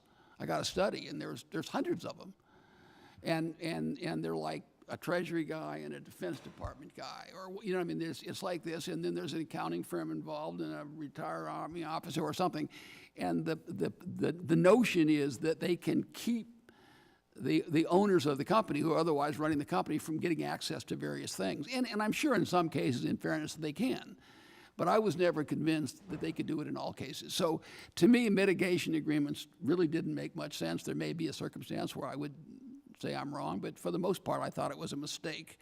And I think it is the presumption is that we're going to approve and we'll take care of the problem with a mitigation agreement. And then you've commented a lot on kind of the Washington, D.C. process.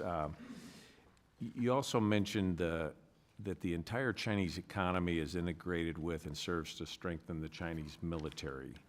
And I'm wondering how you would evaluate U.S.-based subsidiaries of Chinese companies, because we have a situation where states are offering incentives to bring in partners that, are partially owned by subsidiaries of Chinese-based companies.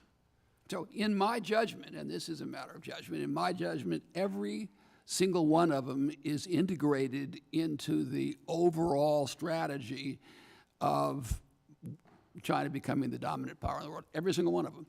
That isn't to say everything they do is for that reason, but whenever called upon, they do it.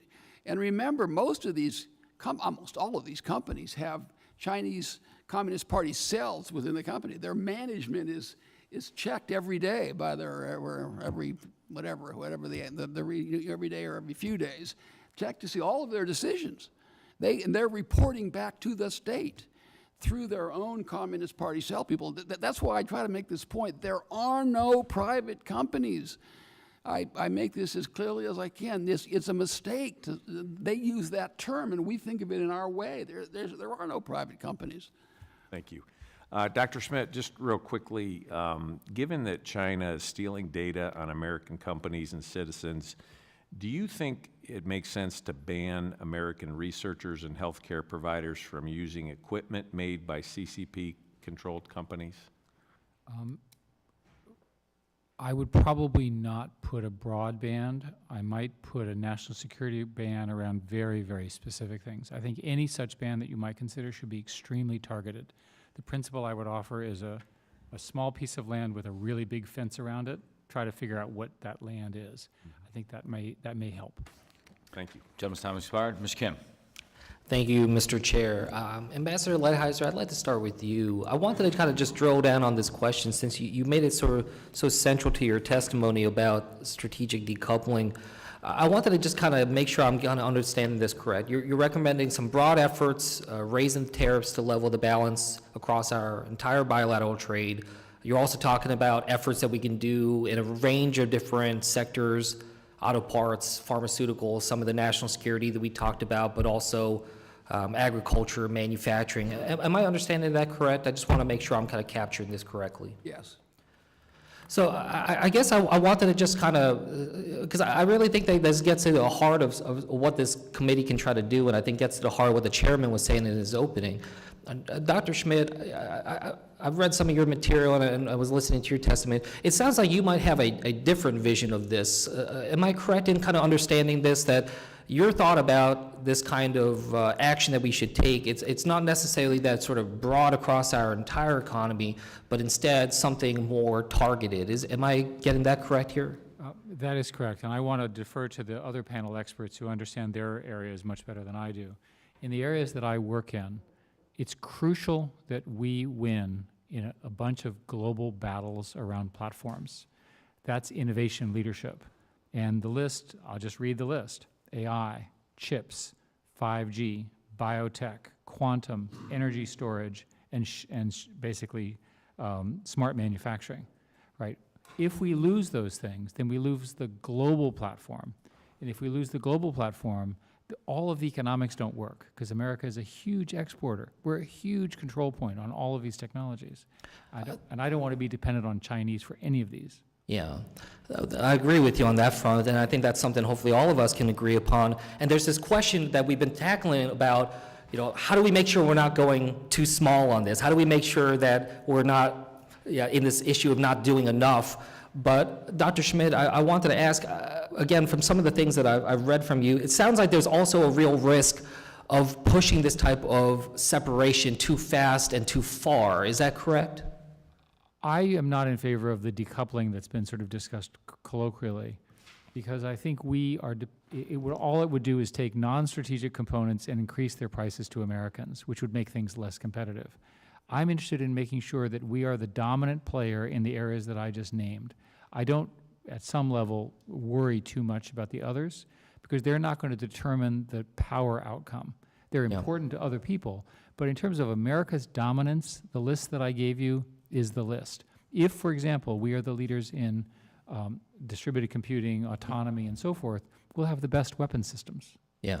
I mean, I think that that's something that for all of us to kind of think through here is just trying to understand where that calibration is. And I think sometimes this is what frustrates me about this kind of concept of strategic decoupling, because it has a lot of vagueness to it. It seems to, in some ways, kind of stress this side of sense that we're not talking about full, but then I think this committee can really try to dive in to understand, well, then how do we narrow that and get a better sense of what that means?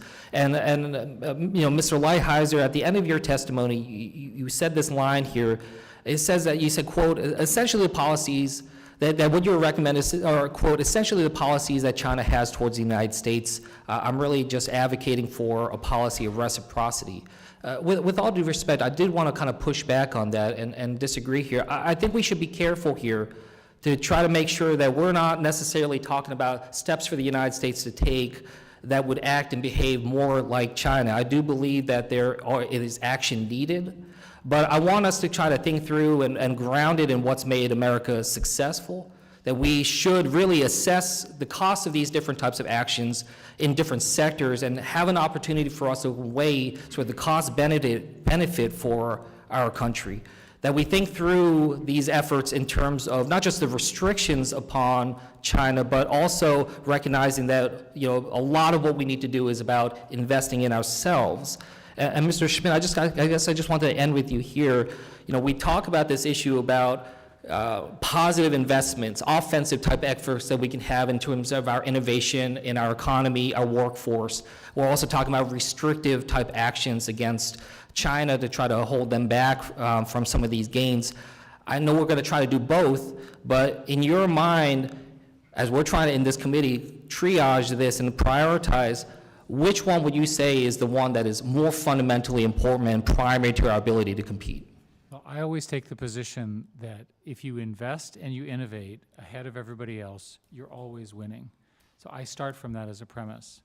I do think that Chinese, as the other panelists have discussed, are critically dependent upon some things in the West, and making it harder for them to obtain them will make the vision that President Xi identified, Made in China 2025, that much harder.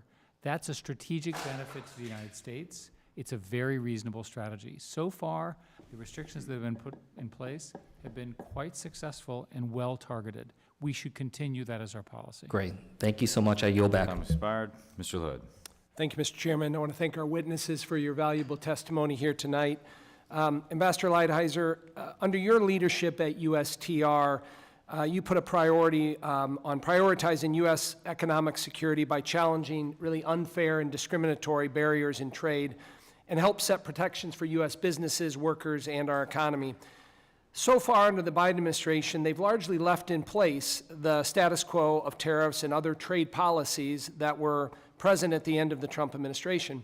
To some extent, this speaks to the bipartisan support you earned for many of your trade policies you helped develop when you were here.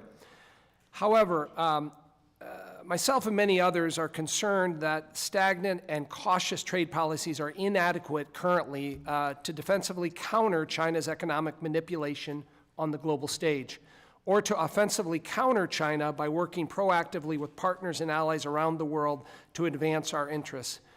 Can you comment or give us an opinion? Do you agree with the Biden administration's current stagnant approach to trade enforcement with China? And what would you recommend in terms of utilizing additional trade enforcement tools like the mechanism used in Phase 1? Well, thank you, Congressman. First of all, yeah, I appreciate the comment. And with respect to the tariffs that we put in place, I think it's a compliment to the Biden administration that they have kept them in place. Like every administration, there are good people who understand this issue, and there are some who don't understand it, and they have the same mix that all the other administrations do. So there's kind of like two questions. One, I think, what else would I do? And then two, how would I work with allies, all right? So let me say, first of all, as I've said in my written testimony, I believe that China is not in compliance with the agreement that they entered into, and if I were in government, I would use the authority under U.S. law to raise tariffs on them and to further this process of decoupling, which I believe we started, and really started under the 301 in a bipartisan way, right? It really was. I mean, and when I would testify, I would quote the former speaker and others who were in agreement with that position. So if I were in the government, I would now raise those tariffs. I'd have tariffs across the board. I would take the next step in decoupling. That's what I would do. At least, I mean, I should say that's what I would recommend. Obviously, the president would make the decision. In terms of working with allies, clearly we need to have a positive agenda.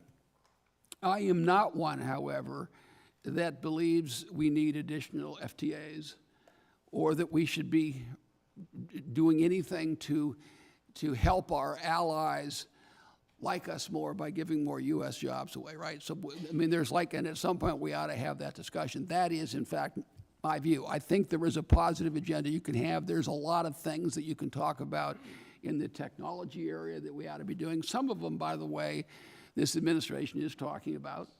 I mean, personally, for example, I would want to see people come together and have some kind of a carbon border adjustment, right? Not a carbon tax, I'm not for that, but a carbon border adjustment. There's things in trade law enforcement, there's things in customs facilitation, there's a lot of things you can do with allies to kind of create kind of a brand that I think is helpful.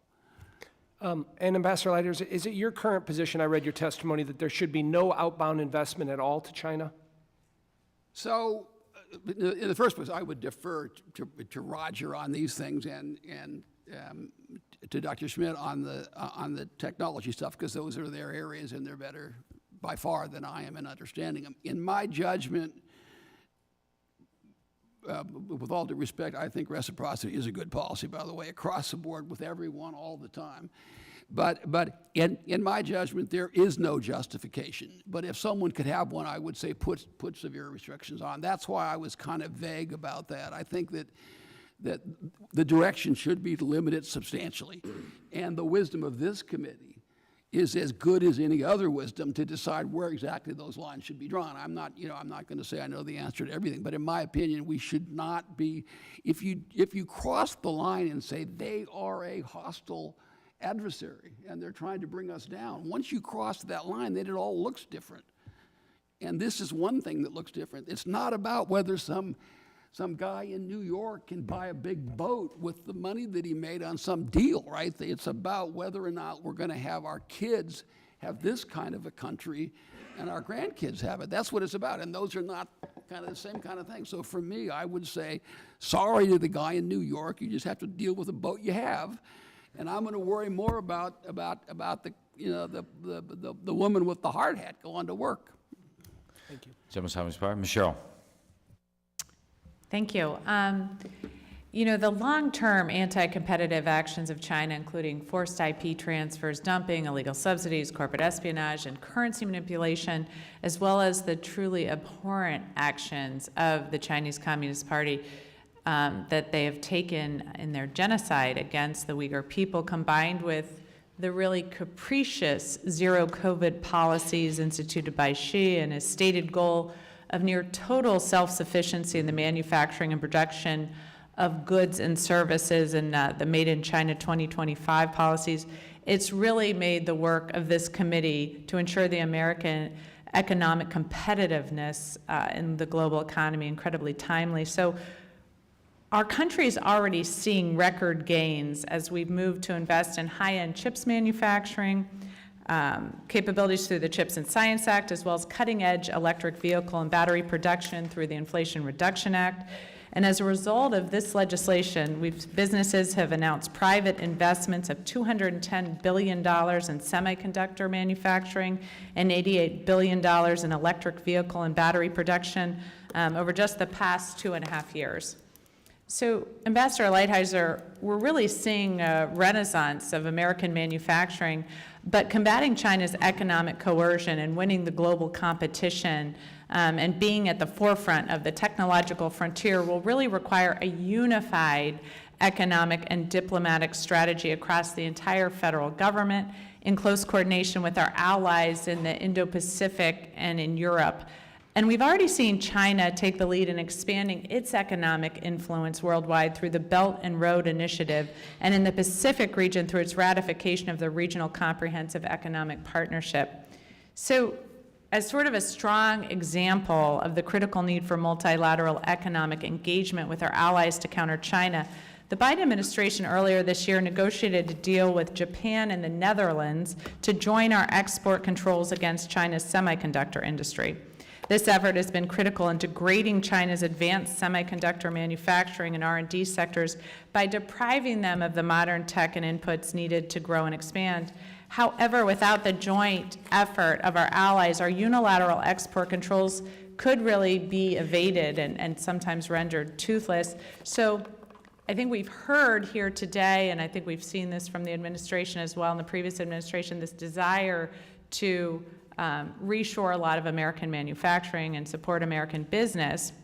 But we also do need our allies in this fight to, I think, present the strongest possible counter to Chinese incursions across the world. How do you balance that? You were talking a little bit about it, and it almost sounded as if you said, you know, we've got to do what we've got to do, and then we've got to brand what we're doing to bring our allies along with us. And I think that's probably what Jake Sherman has said a little bit of, but is there more we could do with our allies, not free trade agreements, but some steps that we could take to sort of help bring them along with us? So that's a great question and a fundamental question, and thank you. First of all, let me just say that when you talk about this manufacturing coming back and these things being done, all of which of course are true, keep in mind that a lot of this started because of the tariffs we put in place. So we put 25% tariffs on all this stuff. And I'm sure Dr. Schmidt knows far more about the effects than I do, but the effects were on initially all the technology, and then it sort of bred beyond that. So in addition to the industrial policy that you're espousing, these tariffs, and I would suggest higher tariffs across the board, are also a contributor. So if you look at why does Apple go to India for their phones, you know, there's a whole sense that, well, this is an unstable relationship between the United States and China, and the tariffs are one of the classic ones. Now, the next thing, I just want to make that point. I'm sorry for hijacking your minute, but I'll talk quickly. So do I think we should work with allies? Yeah, for sure. Do I think we should give up access to the U.S. market in order to get them to do it? No. Do I think we should not act unilaterally because the allies won't agree? No. I think you act unilaterally and then you try to bring them along if you can. This is too important. And I'm also very clear-eyed about the allies, and we can talk maybe in the next round about various groups of them. The Europeans don't see themselves as marching behind the American flag against China. They see themselves as a third pole. And they're trying to game both of us. Now, are they on our side fundamentally in the sense that, that we're democracies and the like? Yeah.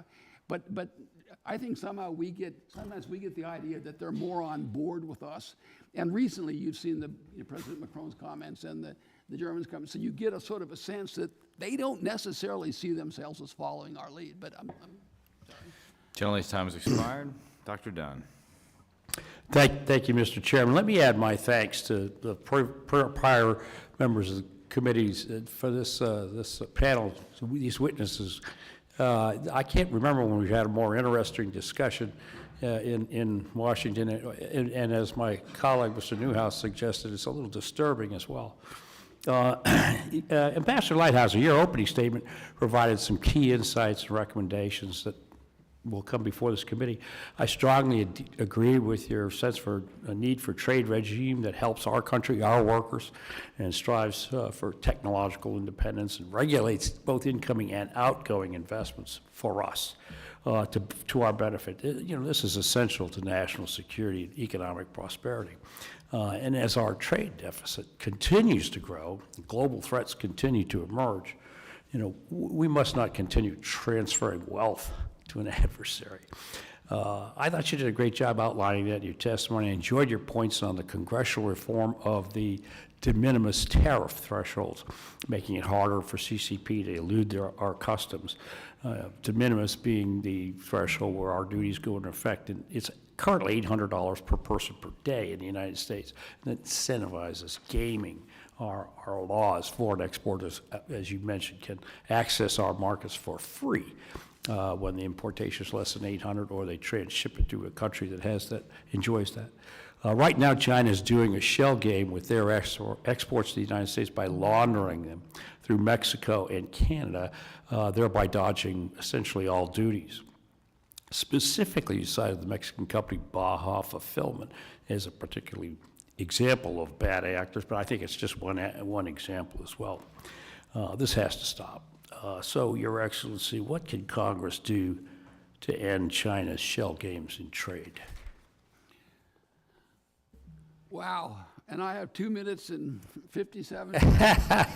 So, for me, this is why I, after thinking about this forever, said you just have to put tariffs on and have strategic decoupling.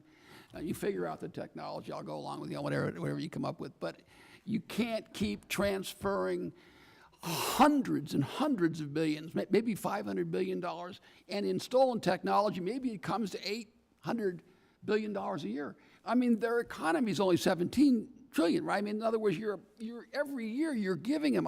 I think it's fair to say that this, as I said, this economic miracle really is just our economic stupidity and not crossing that line and realizing what's at stake. I mean, this is really, really serious stuff. Eventually,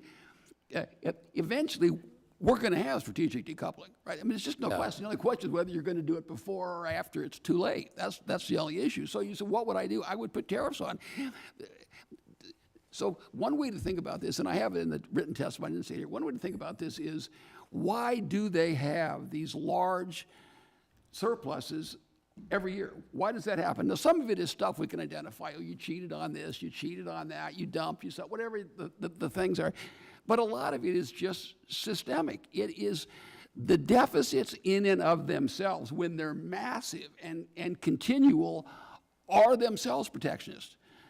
They're absolute proof that they're not playing by the rules. So they discourage consumption in their own country. They put all the money into exports. What that does is it forces the rest of the world, including us, to go into debt. So how do you counter that? You have two ways. You either continue to go into debt or you put tariffs on. I mean, there's just literally, you could, besides tariffs, you could put, some other kind of barrier. But you either have a barrier, I would say tariffs, or you go into debt. And it's happening across the world. I mean, somehow you have to change that. In my opinion, at some point you're going to come to the view is we can't continue to go into debt to China. So I don't know who's more upset, you or us. Least of all for televisions and T-shirts and all this stuff, right? I mean, it doesn't make any sense. Eventually, you're all going to say we have to change. So I think what I'm going to do, I have 26 seconds left, so I think what I'm going to do instead is commit you to swear that you'll help us in the future. We're going to put you on speed dial and follow a lot of these ideas and also your other panelists, because I've heard some great ideas here tonight and some great insights. So I want to thank you all very much for taking the time to spend some time with us this evening. Well, I appreciate it, and I am, and I'm sure the other two, because I know Roger and I've met Dr. Schmidt, are available. I mean, if you ought to just call, and if you have a senior staff person that wants to call. I mean, this is really important to all of us. This is what we do. You could text, you could email, we're findable, trust me. We will now provide the witnesses' cell phone numbers on national TV. Yeah, please state for the record. Yeah. All right, the gentleman's time is started. Ms. Stevens. So inflation's up. We all know that. You know, going to the grocery store, it burns in the pocket a lot more. Mr. Lighthizer, I think it's fair to say we've gone through a heck of a 4 years, 5 years on the trade front, passing USMCA, and thank you so much for your leadership on that, giving us a platform as a North American continent to be able to sell and compete globally and sell our American goods in countries like China. And of course, we implemented the 301 tariffs, and we've now seen in the last year that the trade deficit has only ballooned to astronomical levels. And, you know, frankly, the costs are coming down to the consumer, right? According to the Cato Institute, the U.S. imports all shoes sold in U.S. markets. All shoes sold in U.S. markets are imported. And in particular, I'm not saying they all come from China, but many do. And it's, you know, the Chinese footwear manufacturers have got access to machines that, you know, they only have there. And there's a company, you know, every week, pretty much, by and large, I have a program called Manufacturing Monday, and I go and I visit these manufacturers, these small tool and die, CNC manufacturers in my district, often only employing 20 people, and I go to geek out with them and, you know, see what they're making and learn. And there's a company called Detroit Bikes, or there was a company called Detroit Bikes. It was the only bike manufacturer in the United States of America, because all our bikes were coming from China. And, you know, they were faced with the tariffs, and they dealt with the costs, and they showed me the machines that they were making some parts of their bike on, and at one point those machines were written in English, and then it turned to Chinese, and then the owners just decided to fold the company. And so I'd love to ask you, you know, how we put into place policies, trade policies, policies that allow us to compete economically with the CCP that don't disadvantage our small manufacturers. And I'm not trying to be insulting, because you're all amazing, and this has been brilliant, but none of you are small manufacturers. None of you have walked a day in their shoes. And Dr. Schmidt, you know, your career trajectory and your contributions to technology policy, and obviously your leadership of a big global tech company that decided not to sell into China, decided not to have a presence in the CCP is so noted. China has a stunning lead in 37 out of 44 critical emerging technologies, according to a recently released Australian Strategic Policy Institute report. So noted to what we have heard Dr. Schmidt say over and over again tonight, that we need a plan. We need to determine the key technology areas that we want to compete in. And if we're looking at broader industrial policy and the success of chips and science legislation, I think we can call it a success, because $52 billion to chip manufacturing in the United States has already beget $200 billion of private sector contributions. But Dr. Schmidt, could you just help us think about, when you said in your testimony, $2 billion that we're spending right now in AI, and you're recommending $32 billion, what does that spend look like? What are you envisioning there? There's plenty of money in the companies. There's not enough money in the universities and in the government and in the research labs. And that's where a lot of the innovation is going to happen. So as I mentioned, to do the work that I care about, these universities need data centers. They need new hardware. These are all American made, all that kind of stuff. But they need it, and they can't, when I was doing this stuff, it was, you know, three people, you know, and the dog. Today, you just can't do science that way. It just costs more money. It's more complicated. So that's where the 2 to 32 billion comes. We benchmark that against the Chinese numbers, which were higher than that. So again, if you go back to the chairman's comments about the scale and the ranking member's comments about the competition and the level of investment in the STEM talent, our investment in these areas has to overcome the fact that they have many more people and more capital already.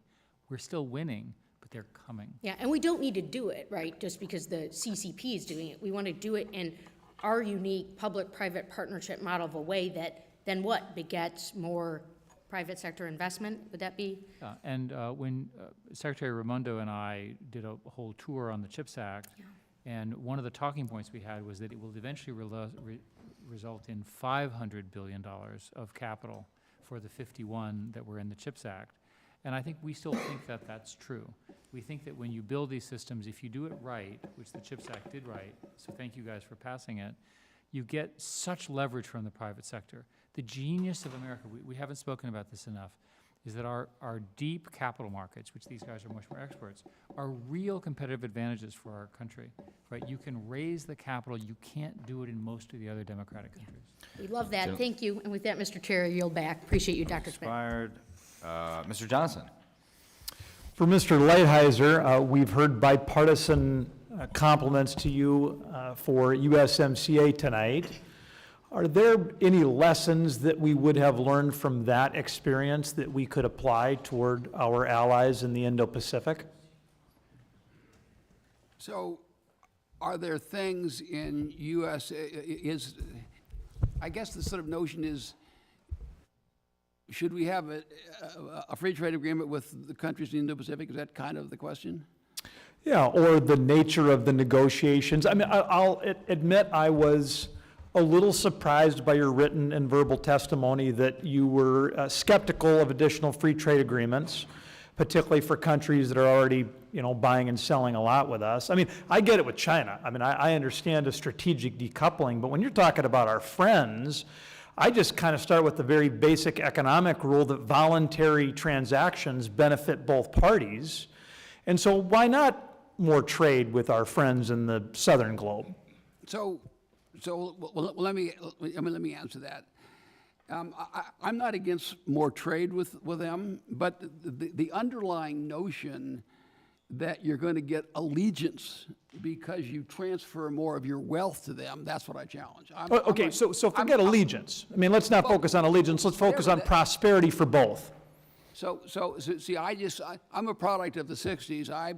The Beatles taught us you can't buy me love, and I don't think that transferring our wealth to these people is going to make them like us anymore. Forget loyalty or allegiance. Let's just focus on, an economic rule is that voluntary transactions can enrich both parties. Couldn't America be stronger through additional free trade agreements with our allies? So now you're talking about our allies as opposed to the other countries in the Pacific. So which allies would you have us? I'm happy to analyze this. Tell me which one you're thinking of. Well, I think the work you did on the Phase 1 deal for Japan was highly regarded. I think it probably made us freer, safer, more prosperous. I would think we could add to deals like that throughout the Indo-Pacific. So,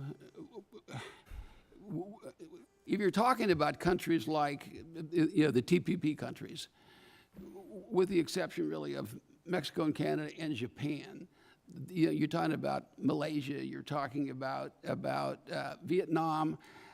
I don't think, take Vietnam as a classic example. Right now, our trade with Vietnam is approximately as follows, all right? Their GDP is $400 billion. Everything made in the whole country, services, goods, is $400 billion. They send something like 140 of that to us. So like 33% of every single thing that they do in Vietnam comes to the United States, and they have a trade surplus with us of $100 billion. I don't see how increasing that helps me at all. What I'm worried about, so we're kind of balancing things.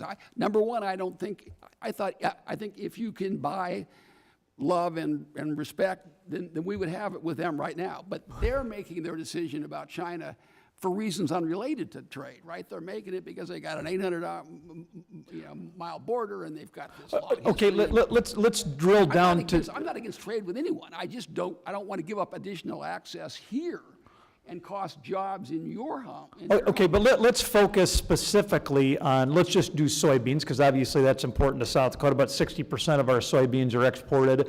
And listen, soybeans are a big deal for American export, as you know better than I do, sir. Nothing bigger it's than half of American ag exports. And in any given year, we're as likely as not to run an ag trade surplus.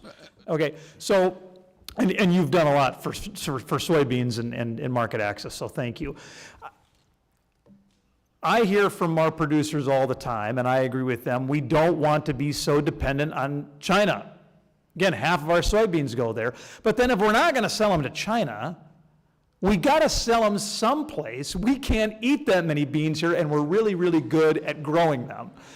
And so what other markets, and if we're not going to look to free trade agreements, we're just going to get stuck with a whole potload of beans. So this is a really good question, and I'm glad you asked it, and I'm glad we had the exchange. So if you're saying, first of all, we can't overstate how important soybeans are. I mean, they really, really, really are important.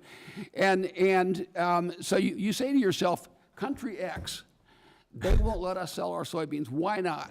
My reaction is, instead of saying, here, you can have a little bit of Milwaukee's jobs or Green Bay's jobs, instead of saying that, I'd say, I've got an idea. Either take our soybeans, or I'm going to take back something that you have right now. You're into me for $100 billion. You're into me in the case of Malaysia for whatever, $30 billion a year. Get rid of the barriers. Now, soybeans, and you know a lot more about soybeans than I do, but they tend to go to a few different places. And when they didn't go to China, they tend to go to Europe because Brazil's went to China. I mean, the market for soybean is very complicated. It's important, it's complicated. But if there are barriers to soybean exports or pork or other agricultural products, my position always is, and this is exactly what we did with Japan, because that was such a good point. What we said is, listen, you have a pretty good deal. You're running a $70 billion surplus, and we're defending you. Give us access. And what did we get? We got a great deal. We got all the TPP agriculture stuff, and it didn't really cost us anything. I didn't have to put anybody out of work in Michigan to do it. So that's just like another approach. But this was fun. Okay. Mr. Auchincloss. Thank you, Chairman, and to our superb witnesses. I've learned a lot, both through your written testimony and oral today. I certainly agree with an overarching theme of tonight, which is that the United States has built a rules-based order and welcomed China into it, and China responded by cheating, and we need to stop it. But tough statecraft should not devolve into zero-sum protectionism under the guise of industrial policy. And industrial policy is very popular right now. To engineer American economic competitiveness, both Democrats and Republicans are proposing a bonanza of tariffs and bans and subsidies and regulatory self-dealing. Industrial Policy's able spokesman, Robert Atkinson, founder of the Information Technology and Innovation Foundation, wrote last year that, quote, "It's time to end the stale argument about free markets versus industrial policy. We need both, market-based policy for most of the economy and strategic industrial policy for select sectors." That sounds very reasonable, very statesmanlike even, and many in Washington seem to agree these days, but I don't agree. Mr. Atkinson envisions that a Congressional Joint Strategic Industry Committee, in consultation with the Commerce Department and the National Security Council, will select which sectors are strategic and then steer them in a feat of masterful technocracy. What is more likely to happen, though, is that industries will divert money from their scientists and their engineers to their lobbyists and their lawyers, and Washington will be noisy with rent-seeking claims of criticality, and strategic signal will be drowned out. And that's even supposing that politicians could extract strategic signal at all. In general, entrepreneurs are better than politicians at detecting and responding to signals of utility. Take, for example, the graphical processing unit, which I'm sure Dr. Schmidt knows more about than anyone here. It's surely a strategic technology in that it computes cutting-edge AI. The GPU was originally developed for video games a quarter century ago in American business. American businesses excel at innovation, especially when sound policy keeps sectors competitive, not concentrated. And overall, despite worrisome concentration in some sectors over the last 30 years, the U.S. economy has been a dynamo. It has raised its share of G7 GDP from 40% to almost 60%, while accounting for a quarter of global output at less than 5% of global population, and that quarter has been steady over the last 30 years, despite China's rapid growth. This strong growth was not ushered in by raising tariffs or leaning into a beggar-thy-neighbor approach. On the contrary, far-sighted trade and aid policies helped build up powerhouse economic partners like South Korea, whose president Congress recently welcomed as a key ally in U.S. competition with the Chinese Communist Party. But now too many in Washington want to step off this path and follow China's lead of command and control economics. Congress should instead double down on what the United States does best, by dedicating our economic competitiveness agenda to 3 industry-agnostic imperatives. First, we should launch a whole-of-society effort to ensure that every American elementary student from every walk of life scores proficient in math. Quality math instruction develops the brain's executive function, and early numeracy is instrumental not only to later success in STEM, but also to literacy and to critical reasoning. Getting better at math promotes individual economic mobility and collective economic growth. Second, we should double to 6% our national R&D intensity, which is the sum of public and private R&D as a percentage of GDP. And Dr. Schmidt, you had this in your written testimony as well. The 117th Congress and the Biden administration edged national R&D just above 3% through funding and programs for clean energy and semiconductors. And those tax credits and sector-specific public goods and market-shaping mechanisms are all important tools that can be used surgically to address negative externalities like pollution and to unlock private investment. But Congress really needs to prioritize basic science, the curiosity-driven, peer-reviewed research that the private sector won't fund and the public sector for the last 50 years has underfunded. We should start by fully appropriating for the $170 billion science portion of the CHIPS and Science Law that was authorized the next 10 years. And finally, Congress should rally federal, state, and local organs of government with carrots and sticks to achieve the #1 score in the World Bank's Business Ready rankings, which includes measures of infrastructure, rule of law, and tax and regulatory burden. A better business environment, more science funding, and stellar math education. As we used to say in the Marine Corps about infantry tactics, those 3 initiatives are simple, but they're not easy. They are also powerful. If our education system can ensure that every American child is good at math, if our science industrial complex then invests in them to invent and inspire, and if our government makes it easy to bring those inventions to market, then we don't need to fear China's hold on the economic future. We can build it ourselves. Dr. Schmidt, I want to invite you, perhaps in a written response, if that would be okay with you, to comment in particular on the national R&D intensity and what the United States government could do for the bioeconomy in particular by making biological data more machine readable. What types of data sets are in demand by the private sector right now, and where there might be an unlock through public funding. And on that, I will yield back. Unfortunately, did not have time to ask my questions. And I'd be remiss if I didn't recognize that I believe the gentleman welcomed the birth of his 3rd child on Friday, a baby girl named Audrey, so congratulations. My wife let me leave to come here for this hearing, so. I was going to say, the fact that you're here is remarkable, and still married, so that's great. Ms. Steele. Thank you, Mr. Chairman, and thank you, Ranking Member, for hosting a hearing on Chinese Communist Party's economic aggression. The CCP is determined to dominate critical supply chains through massive industrial subsidies, forced technology transfers, and intellectual property theft. United States trade and economic policies must align with our strategic goals to strengthen supply chains and reduce dependence on the CCP while advancing standards and rules that serve our interest. One important area in this regard is American leadership on digital trade. Ambassador Lighthizer, the CCP playbook on digital trade centers around censorship, forced data localization, and control of cross-border data flows.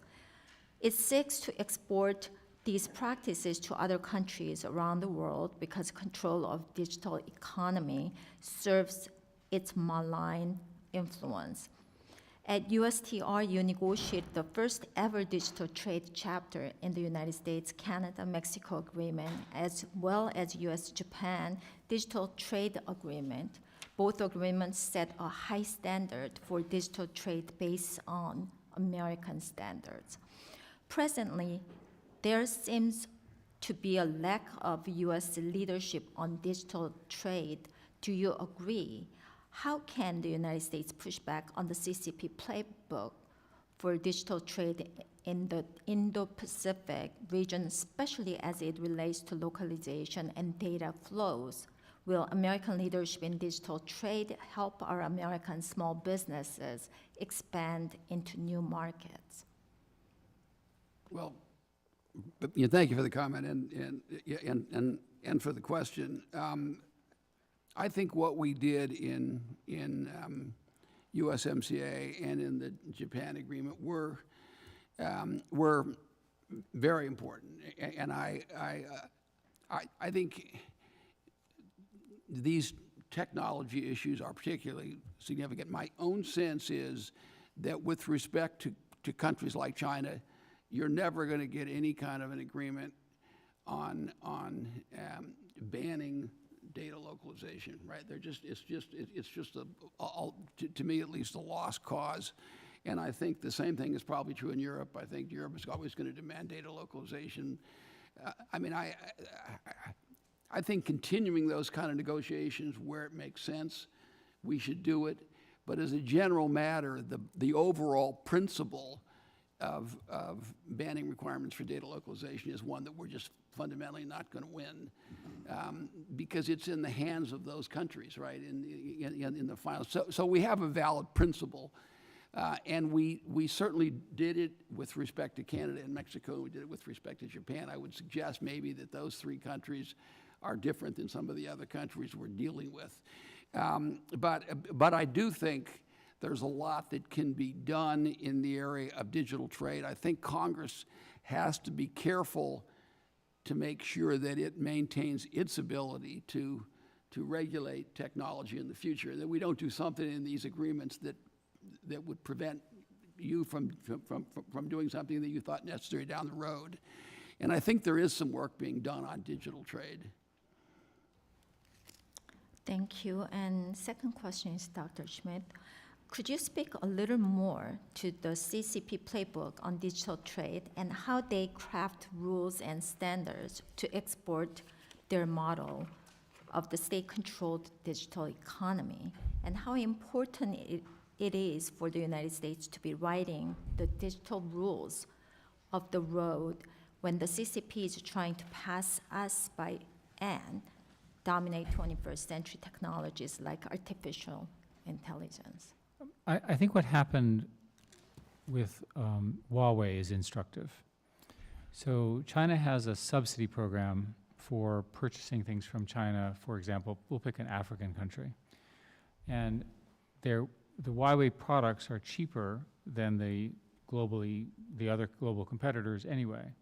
So you have an African country that is not particularly wealthy, and they ultimately make the Huawei choice for good economic reasons.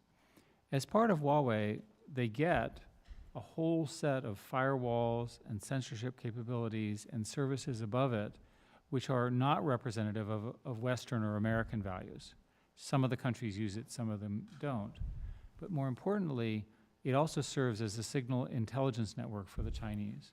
The Chinese government is very obsessed with Chinese nationals who are in foreign countries. So there's lots of evidence of surveillance through these techniques and lots of aspects of SIGINT in general. So there's a good example where the fact that there was not a globally competitive and relatively inexpensive and well-financed choice caused countries that they didn't want to buy it, they didn't buy all that other stuff, but they got it as part of the package. That's the threat. So you can imagine, going back to what the ambassador said about how trade works, imagine that as more and more of this stuff from China gets embedded in all these other countries, it comes with all of these additions. And these additions are things that we would never allow. Thank you. My time is up. I yield back. Mr. Torres. Thank you, Mr. Chair. America's competitive advantage over the rest of the world can be summed up in three I's. First, investment. America's singular capacity for capital formation. The U.S. alone accounts for half of the world's capital. Second is immigration. America's singular ability to attract people and talent from across the globe to drive both our entrepreneurial and our essential workforce. And the third is innovation. America is a nation of intrepid investors and immigrants who drive innovation. As a country, we are in danger of squandering our greatest competitive advantages that the CCP could never dream of rivaling if we here in Congress build the political will necessary for unleashing the power of investment, immigration, and innovation to their fullest productive potential. In the end, our greatest enemy is not the CCP. Our greatest enemy is ourselves. It is the deepening dysfunction and maddening myopia of a politics that prevents America from becoming the best version of itself. America at its best can outcompete any adversary anywhere, including the CCP. Simply put, the 21st century is ours to lose. Dr. Schmidt, your team at SCSP points out that in 1620, Francis Bacon, one of the fathers of science, identified 3 revolutionary technologies in his time: printing, gunpowder, and the compass. In the spirit of Francis Bacon, Dr. Schmidt, tell us, what are the 3 most revolutionary technologies of our time? Which country is leading in those 3 fields, the United States or China? And how do we win in those 3 fields? And please do not include soybeans from South Dakota in your answer. So. Well, I'm a big soybean fan, so. I approve that message.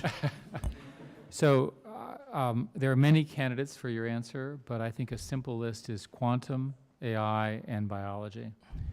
Quantum, because quantum is a whole new world of computation and communications and scale that is just beginning to be powerful. I would score us as somewhat ahead, but not very far ahead. We might be even. And as an example of what China's done, they launched a satellite which entangled essentially 2 photons that were entangled when they arrived on land 2,000 miles away, which is an extraordinary achievement. The US has not done that yet, so that's of concern. In AI, as I've mentioned, there's every reason to think that they have more people working on AI, they understand its strategic initiatives, the sanctions that were put in place have helped us, but I think that that's a temporary advantage.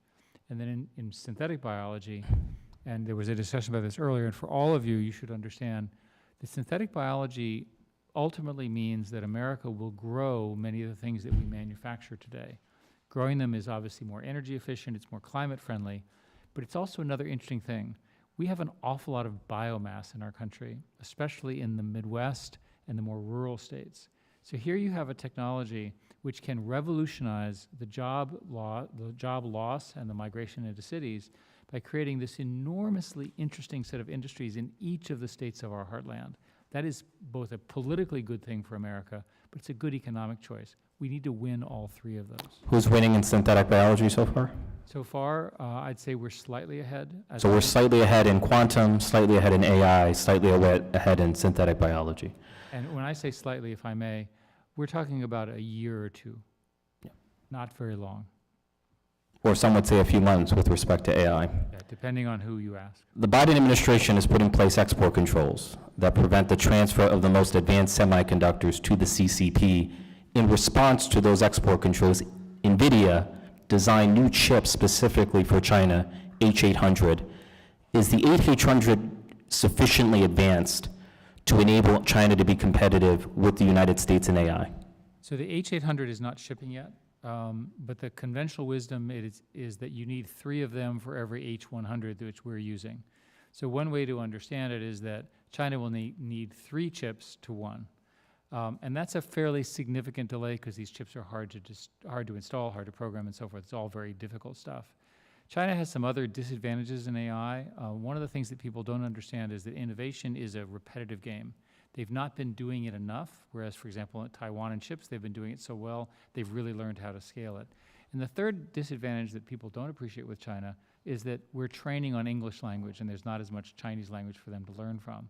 So those advantages, I think, are at least a few years of advantages. And I think that the current policy, which allows the H800, which is essentially network speed gapped, it's slower, is probably an acceptable compromise. Time has expired. Okay. Ms. Hinson. All right. Well, thank you, Mr. Chairman, and to our ranking member. I appreciate you hosting this hearing tonight. Not only do we have soybeans in Iowa, but we also have a quantum program at the University of Iowa. So I'd like to point that out. We have a lot of beans and quantum. But thank you so much for joining us tonight. To our witnesses, you're helping us get at the core mission of our committee, which is really how do we counter the economic aggression coming from the CCP. And we've heard a lot about the promises that China has made over the years. The CCP has wormed its way into international trade agreements, but a common theme across our hearings is really that this is an adversary that can't be trusted. And it's clear the CCP cares really about the CCP. In our first hearing, we learned about the threat to our country and how they operate counter to our American values. In our second, we learned a lot about how they don't care about their own people and are exploiting slave labor. And now we're learning that they don't keep the promises that they make or the promises that they break. So let me ask you all tonight, and we're going to go kind of rapid fire since I know we're short on time, but about the commitments that we have heard from the CCP. And I'm going to address all three of you at the same time, if you'd all answer. But did China live up to their end of the Phase 1 trade agreement, particularly when it comes to imports of U.S. goods? No. Are we all in agreement here? That's a resounding no? Okay. What about commitments on intellectual property rights and stopping rampant theft of American innovation? Has the CCP lived up to those agreements? So I would say no, but they have made an effort in certain areas, but overall, you would say no? It has been reduced. The joke in the industry was that they'd already stolen everything. There was nothing left to steal. Sorry to make a joke about that. It's sad, right? But it's a sad joke. Yeah. But it is reduced, but it's still a problem. And you agree? You agree with no? Okay. What about trade agreements with the U.S. and our allies? Has the CCP historically lived up to those agreements, yes or no? So when you say trade agreements, you're really talking about the WTO, I guess, right? And the GATT. And Right. I would just say no, and I drop a footnote down that says the USTR comes out with a 190-page report every year about all the various breaches. Right. Well, we saw in the opening video, obviously, the narrative that was surrounding their addition to the WTO more than 20 years ago, and now we have seen the reality of that. Can you provide some examples of maybe some of the other broken commitments from the CCP when it comes to trade, IP? So as I say, there's a 190-page document on it, and there's numerous cases that over the years in various administrations, particularly the last three where we brought WTO cases against them, there are access to various agricultural products. There are agricultural subsidies. There's financial services. There's the implementation of their trade laws.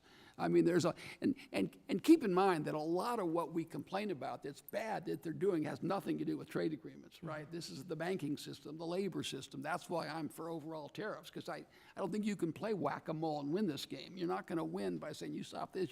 They just do something else. But for sure, they haven't kept their commitments. But the problem is far bigger than commitments they made. They have a system that needs to be, that we need to take a step to balance the system, all of it. Mm-hmm. Right.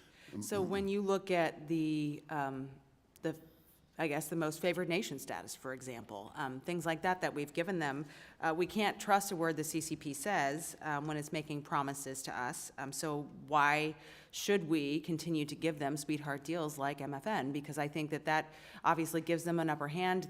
We've given them these ways to get into our trade agreements and supersede us and cheat. So why should we continue to enable them to have that kind of a status is I think I'd be looking at from a policy perspective. So, I mean, should we take back permanent normal trade relations? Absolutely. I was against what we did, and it was obvious at that time it was a mistake. Of course we should take it back. But you have to do more than that. You also have to change the column 2 tariffs, because then they would go from MFN to column 2, and column 2 are sort of higher tariffs, but there's some of those you'd have to change because they're like there's not a high enough tariff on automobiles. You'd have to make a modification there. But I mean, I've been around Congress a long time. I've never had no one would ever elect me to anything, so I don't have to worry about that part of it. But I've been here as a staffer and the like, and it's when the members that I talk to, I would think you'd have a vast majority of the members of this current House that would vote to take back MFN and give higher tariffs to China, right? I mean, I just can't even imagine who the people. There'd be a handful of people for whom this is a religion, and there are people who have it. They can have that, but I completely agree with you. Yep. And I know my time is up, so Mr. Chair, I yield back, and I look forward to continuing this discussion when we have more time. Thank you. Gentleman's time expired. Ms. Brown. Thank you, Mr. Chairman. I want to begin by expressing my sincere appreciation to the witnesses for their testimonies and taking time to share their expertise. Now, in this committee, we've explored a number of topics related to U.S. economic posturing, from the CCP's role in the genocide of Uyghur people to the United States' relationship with Taiwan and our global supply chain. While we have spoken in depth about the roles of larger U.S. corporations, I'd like to circle back to what Rep. Stevens touched on, which is to discuss the roles of small and medium-sized businesses within the supply networks. So, Mr. Robinson, how are small businesses uniquely equipped to address economic competitiveness? Specifically, how can these businesses provide solutions to diversify and harden the U.S. supply chains? It's really outside of my wheelhouse, to be honest with you. I've just been concentrating too much on the financial sector to have a good, solid answer for you on that, I'm afraid. Thank you. Anybody else like to? Well, I would just, and I'll be very quick because I'm taking up. So there's kind of, when you talk about small business, there's manufacturers, you would think of, and then there's a small business that's an importer, right? The small business importer is kind of in a different position. But if you look at who was hurt most by the hollowing out of Americans' interest and it's the small manufacturers. It's these towns where they have one company, and that we all know them. You all have them in your district, and they had one company, and that company or a bunch of them basically lost out because we had a trade policy, and part of it was NAFTA, but the biggest part of it was China, and those were the people that suffered the most. They were the ones that were incapable of making some kind of adjustment. What can they do? So those small manufacturers are the ones we should be focusing on, and there's a lot of innovation and the like that comes out of those people. And in many cases, they're the heart of their community. That's right. Thank you. Dr. Schmidt, what approaches can Congress take to boost America's manufacturing other than imposing tariffs on imported goods? I already mentioned the notion of smart manufacturing, and there's a lot of evidence that onshoring and reshoring works when you're building more sophisticated, higher value added products, because having the manufacturing closer to the R&D center is a net benefit because you have faster iteration. So over and over again, I think the strongest part of our story is that we have integrated software and hardware designs, and we have the factories close together, and they're very flexible. Think of this as CNC machines gone crazy, right? All of a sudden, you have 3D printing, very, very sophisticated manufacturing. I spent a fair amount of time visiting plants that do this in America, and they're making good money, right? So one way to think about the manufacturing question you ask is to reimagine manufacturing as the high value added part, right? I'm not going to worry about the commodity part, but I'm extremely interested in having that stuff that's very sophisticated be built here. The salaries are higher, the gross margins are higher, it's American branded, and it's a direct benefit from our capability of innovating in each category. Thank you so much. As I've expressed my work as the ranking member on the General Farm Commodities Risk Management and Horticulture Subcommittee, it is critical to support our nation's farmers, especially the soybeans. I have also emphasized people that are hungry in schools, at work, and elsewhere are at a strategic disadvantage. In this regard, cuts to our nation's food security programs could negatively affect our current and future federal workforce. Ambassador Lighthizer, please describe the correlation between human productivity and the satisfaction of fundamental needs. So I'm talking about the satisfaction of fundamental needs and productivity. Not much productivity. So I would say, you put them. Microphone. I just turned it off. So I would say clearly, if you, my focus all along was on working people, right? If you're not taking care of the fundamental needs of the working people, they're not going to be productive. I think it's just, I mean, you're more of an expert on this, on the nutrition and all that side of it than I am. But to me, if you're not taking care of the fundamental needs, you're not feeding them, you're not educating them, you're not making them learn about law and order and how society's structured and how families operate, then you're losing the most important part of our productivity. It was one of the P's that someone was talking about, right? People. Yeah, that's one of the P's. So I completely agree with that notion. Thank you. My time has expired. Thank you, Mr. Chairman. Mr. Menace. Thank you, Mr. Chairman. Mr. Johnson, the answer to your question, what we're going to do with all those beans, is simply America will produce more gas. Okay. Magical. Now, on a more serious note, Ambassador Lighthizer, throughout history, communist and socialist regimes such as the USSR, Czechoslovakia, Yugoslavia, Cuba, Venezuela, Bolivia, Romania, and Vietnam, at one time or another, what they have done eventually is they've nationalized industries. And so, with the United States being so heavily invested and companies being so heavily invested in China and producing so much in China, what do you think is the likelihood that eventually American corporations and industry will be nationalized in communist China? So this is U.S. businesses operating in, so what they have tended to do, I'll give you a good example. So you have like the Ball Corporation, which everyone knows about, and they make more beverage cans than anyone else. And if you go back to 2015, they made the most beverage cans in the United States and the most in China. And they had a joint venture partner. And over a period of time, the joint venture partners started to set up their own companies. And then pretty soon, all the market share goes to them, and now they sell zero and they pull out. So it's kind of unnecessary to nationalize them. What you basically do is create a competitor, direct all the customers away from the U.S. company. What I say is, if you're a U.S. company, you're going to make as much money as they want you to make for as long as they want you to make it. And you have all these people who sort of think it's different than that, all these businesses that kind of think, and to me, it's like the movie The Sting, like the big con. They make a few big hits, and then pretty soon, bang, they go in there and they're out. And there's just one example after another. Well, we have some companies that are really, really invested in, one of them, like a fruit company. No, it's actually not a fruit company. It actually produces computers. It has a fruit in the front, okay? Which produces, 90% of their things, their iPhones, et cetera, over in China. Super invested.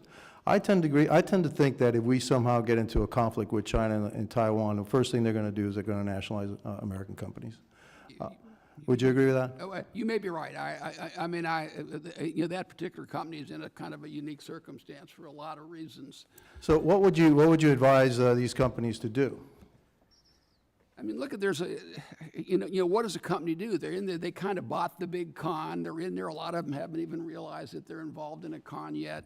You see companies, I'll give you an example, Ford, which has made enormous investments and they're not making any money and haven't made any money for years. You see some other auto companies were making a lot of money and now they're starting to make less money because the Chinese companies are taking over the market. To me, in the things that I know about, I would say be very, very skeptical. Don't think you're smarter than a rigged game, because everybody thinks they are, but nobody really is. Is there something that we should do here in Congress to try to protect American investors, especially those who are in pension funds and mutual funds, et cetera, that are invested heavily in China, to try to start to protect their investment in the future, knowing or thinking that may be an eventuality?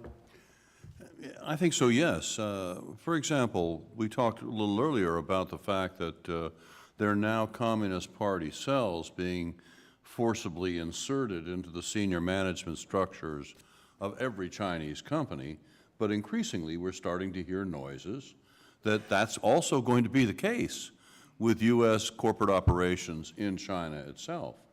And it seems to me that that's not on. You look at the ones to watch are J.P. Morgan Chase, BlackRock, others that are going into China trying to have that holy grail of penetrating that market and selling the kind of services they do here, which has, of course, been restricted to date. Total lack of reciprocity in every category in the financial sector, I can tell you right now.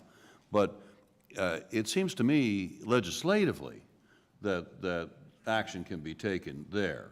For example, I would say that there could be a bill that would indicate that it's simply not going to be the case that U.S. operations domiciled in China are going to have a Communist Party cell successfully implemented in their senior management structure.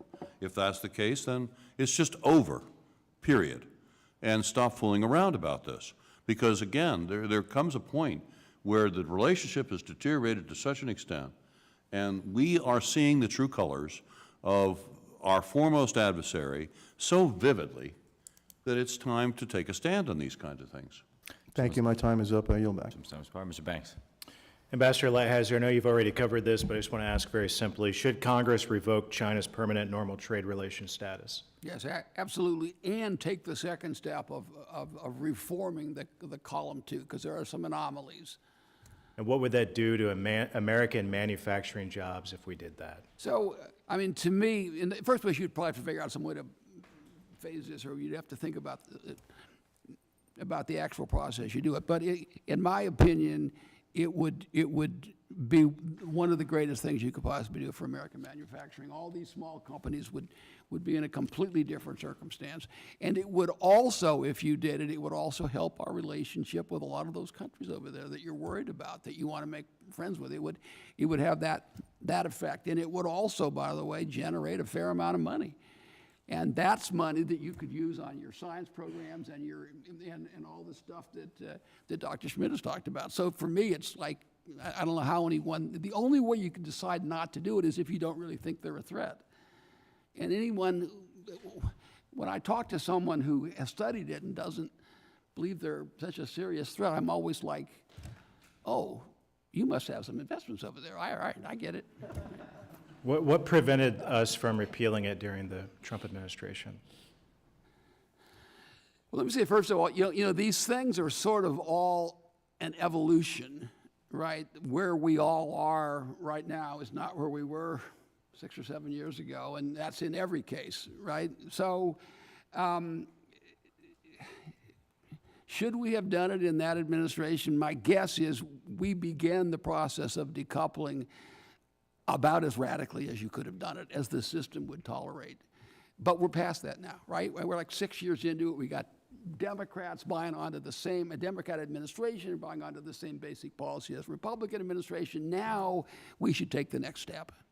Yeah, I totally agree. Earlier this month, U.S. Ambassador to China Nicholas Burns denied that Beijing was contributing to the fentanyl crisis. Do you agree with that, Ambassador? I read that and was just, I can't even put into words my reaction. What is your reaction? What? You put it into gestures or Think about this for a second. Here's a country that controls... If I could just stop you. Fentanyl, the leading cause of death of Americans my age in this country today. 71,000 last year. I mean, more than Vietnam. I mean, and these are tens of billions of dollars of precursors being shipped to Mexico by the biggest company. It's not a bunch of banditos. These are the biggest companies in China, a country where everything is controlled. I mean, everybody can draw their own conclusion. Can I prove anything? No. But I mean, does anyone sit here and think that that's not part? Look, here's their basic pitch. Their basic pitch is that America is gone.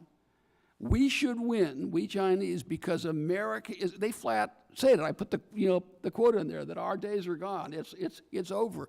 And all these are ways that they're trying to prove it. Nudging up against our aircraft carriers, flying close to our other planes, circling Japan, not just Taiwan, selling fentanyl. These are all ways they're trying to demonstrate to the rest of the world that we're on the decline. So you agree it's intentional? Well, I mean, I can't prove anything, but a rational person who knows that everything's under control, if you think there's tens of billions of dollars of stuff seeping out of their system and the Communist Party doesn't know about it, it strikes me as unimaginable. So can you give us an inside peek into Trump administration conversations about what you all did about it? Because it's so much worse today. So what did you do to stop it? Well, about inside. The president certainly raised it a lot. And we had, and once again, drug interdiction is like way beyond my area of, and there were levels of cooperation and the like, and maybe probably no one here really knows that much about, you might know about drug interdiction, but there was like a process. But there was something that you did. I mean, obviously it was part of the strategy. We certainly You put pressure on them to stop it. But it was a group other than me that was on the ground really worrying about it. I got 25 seconds left. Mr. Robinson, I know you want to weigh in on that. Well, yeah, I mean, they're guilty as charged. Let's start there. And you know, the two questions you want to ask about these big chemical companies, again, these weren't banditos, as it was stated. You want to ask, are they publicly traded, even in China? Because I can tell you, they can find their way into the portfolios of the American people. So not only are we victims to these astronomical numbers of annual deaths, but we may be paying for it, because it's exactly this kind of thing. And not only when they're publicly traded, the second step that members of Congress should be taking routinely is, again, one, are they publicly traded? Two, who's holding their securities? What index funds, what asset managers and exchange-traded funds and mutual funds, because that's where the insult to injury hits so hard, that we're picking up that tab. It's past the chairman's bedtime. I yield back. That's true. Mr. Barr is recognized for 5 minutes. Thank you, Mr. Chairman. And Mr. Robinson, I think you framed the problem very persuasively, and the solution also in your testimony, and it bears repeating. Quote, capital market sanctions are Beijing's single greatest non-military fear, because the CCP knows that it is predominantly about the money, access to trillions of dollars of American funds under management. Ms. Robinson, we've talked about our bill. We've discussed my legislation, the Chinese Military and Surveillance Companies Sanctions Act, which applies full SDN sanctions on specific companies on 4 specific U.S. government lists: the DoD 1260H list, military companies, Chinese military companies, Treasury's NSCMIC, Chinese Military Industrial Complex Companies list, Commerce's entity list, and military end user list. These are all companies that have ties to Chinese military and surveillance state. In your view, does this approach provide the American private sector who have dealings with China with sufficient clarity, precision, and certainty about which Chinese businesses they may do business with and which Chinese businesses they may not do business with? And specifically, I'm talking about the American index aggregators, American asset managers, the mutual funds, and the ETFs. Thank you for the question. Wall Street firms have made very plain, including publicly, that if it's not illegal, they're going to do it. Human rights abuses are somebody else's problem. National security concerns are, again, somebody else's job. Our job is returns and sort of that very focused, narrow mindset. So fine, okay, then let's give them clarity on the law. And this, your bill, proposed bill, does so in the sense that, after all, they're looking for predictability. They're looking for the guidance. They're not going to lead. They're going to follow, and indeed, they're not going to even do things that we would consider sensible from their corporate reputation and brand point of view. I mean, imagine asset managers that are household names that are willing to absorb the risk of being called aiders and abettors of genocide and forced labor and the like. So, Mr. Robinson, just to reclaim, full SDN sanctions, that means no listing on U.S. exchanges, no equity, no debt, no VC, no private equity, red light on those companies, very precise, identify them, green light on everything else. Is that the clarity that U.S. investors need? I believe it is. And after all, these are U.S. sanctioned entities. Let's start there. I mean, again, if we want to talk about low-hanging fruit as to how we go about trying to lower radically the American risk exposure to particularly the bad actors in China's corporate world, this is a very good place to start. The bill also requires the various agencies, Treasury, Commerce, and DOD, to harmonize these lists, to cross-reference these lists, to coordinate. How important is that? Well, it's terribly important because right now, you know, for example, we had 1,260 companies not so long ago on the Commerce Department entity list, right? And they're prohibited, or supposed to be prohibited, from receiving American equipment and technology because of egregious national security and human rights abuses, right?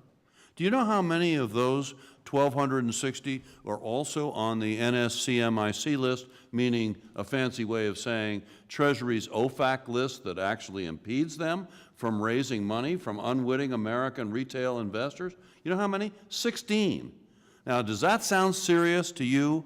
16 out of, you know, out of this, this kind of number? Finally, speak to, Mr. Robinson, the multilateral effect of OFAC sanctions.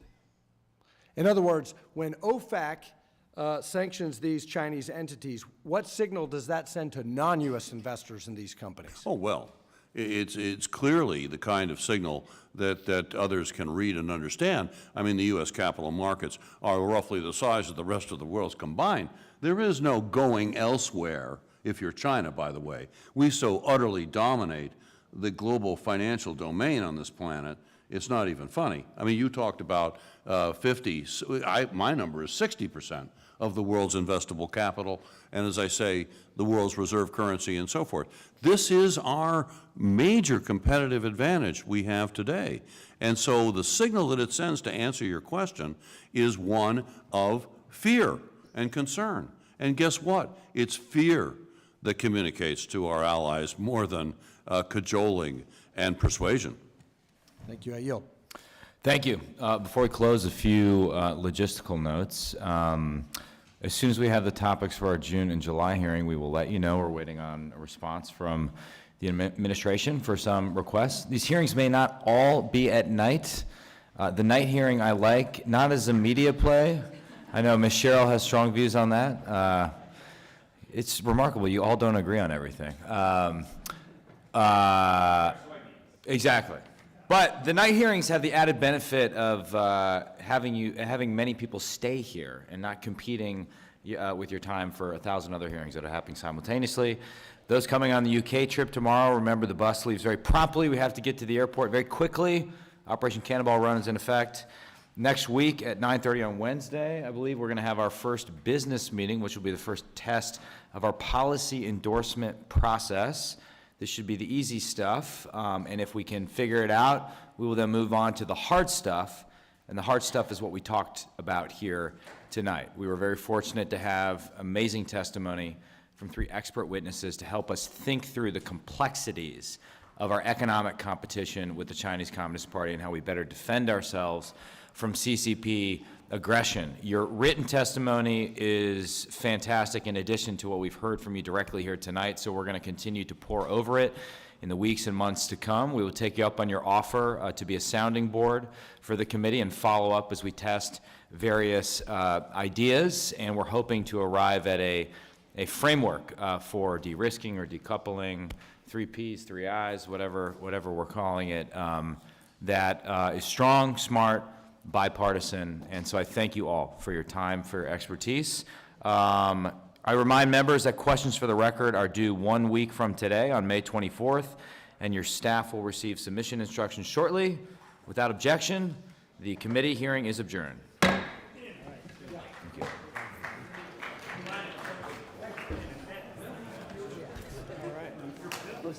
All right, man. All right. There's a lot there. A lot of overlap. You have to. De minimis should be a bipartisan thing, right? At least reduce it. Because Blumenauer has a bill on it. I get it. It's like. Eliminate. Yeah. Do you get rid of it or do you reduce it or? I get there's nuance, but there's got to be something on that. That's like. Because Jason Smith, the chairman of Ways and Means, said he basically said the same thing, echoing Blumenauer. So he's like that. This loophole's crazy. So, all right, man.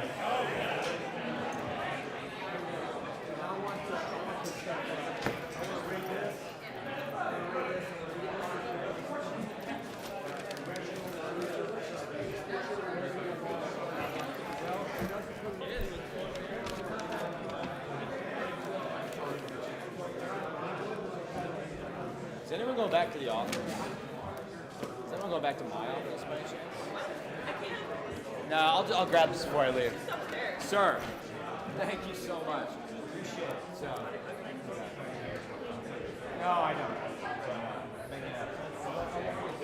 I have the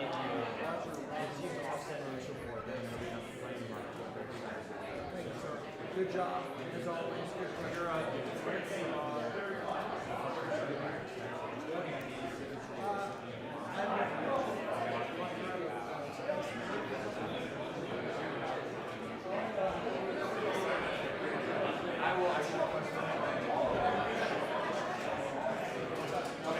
I trust your advice.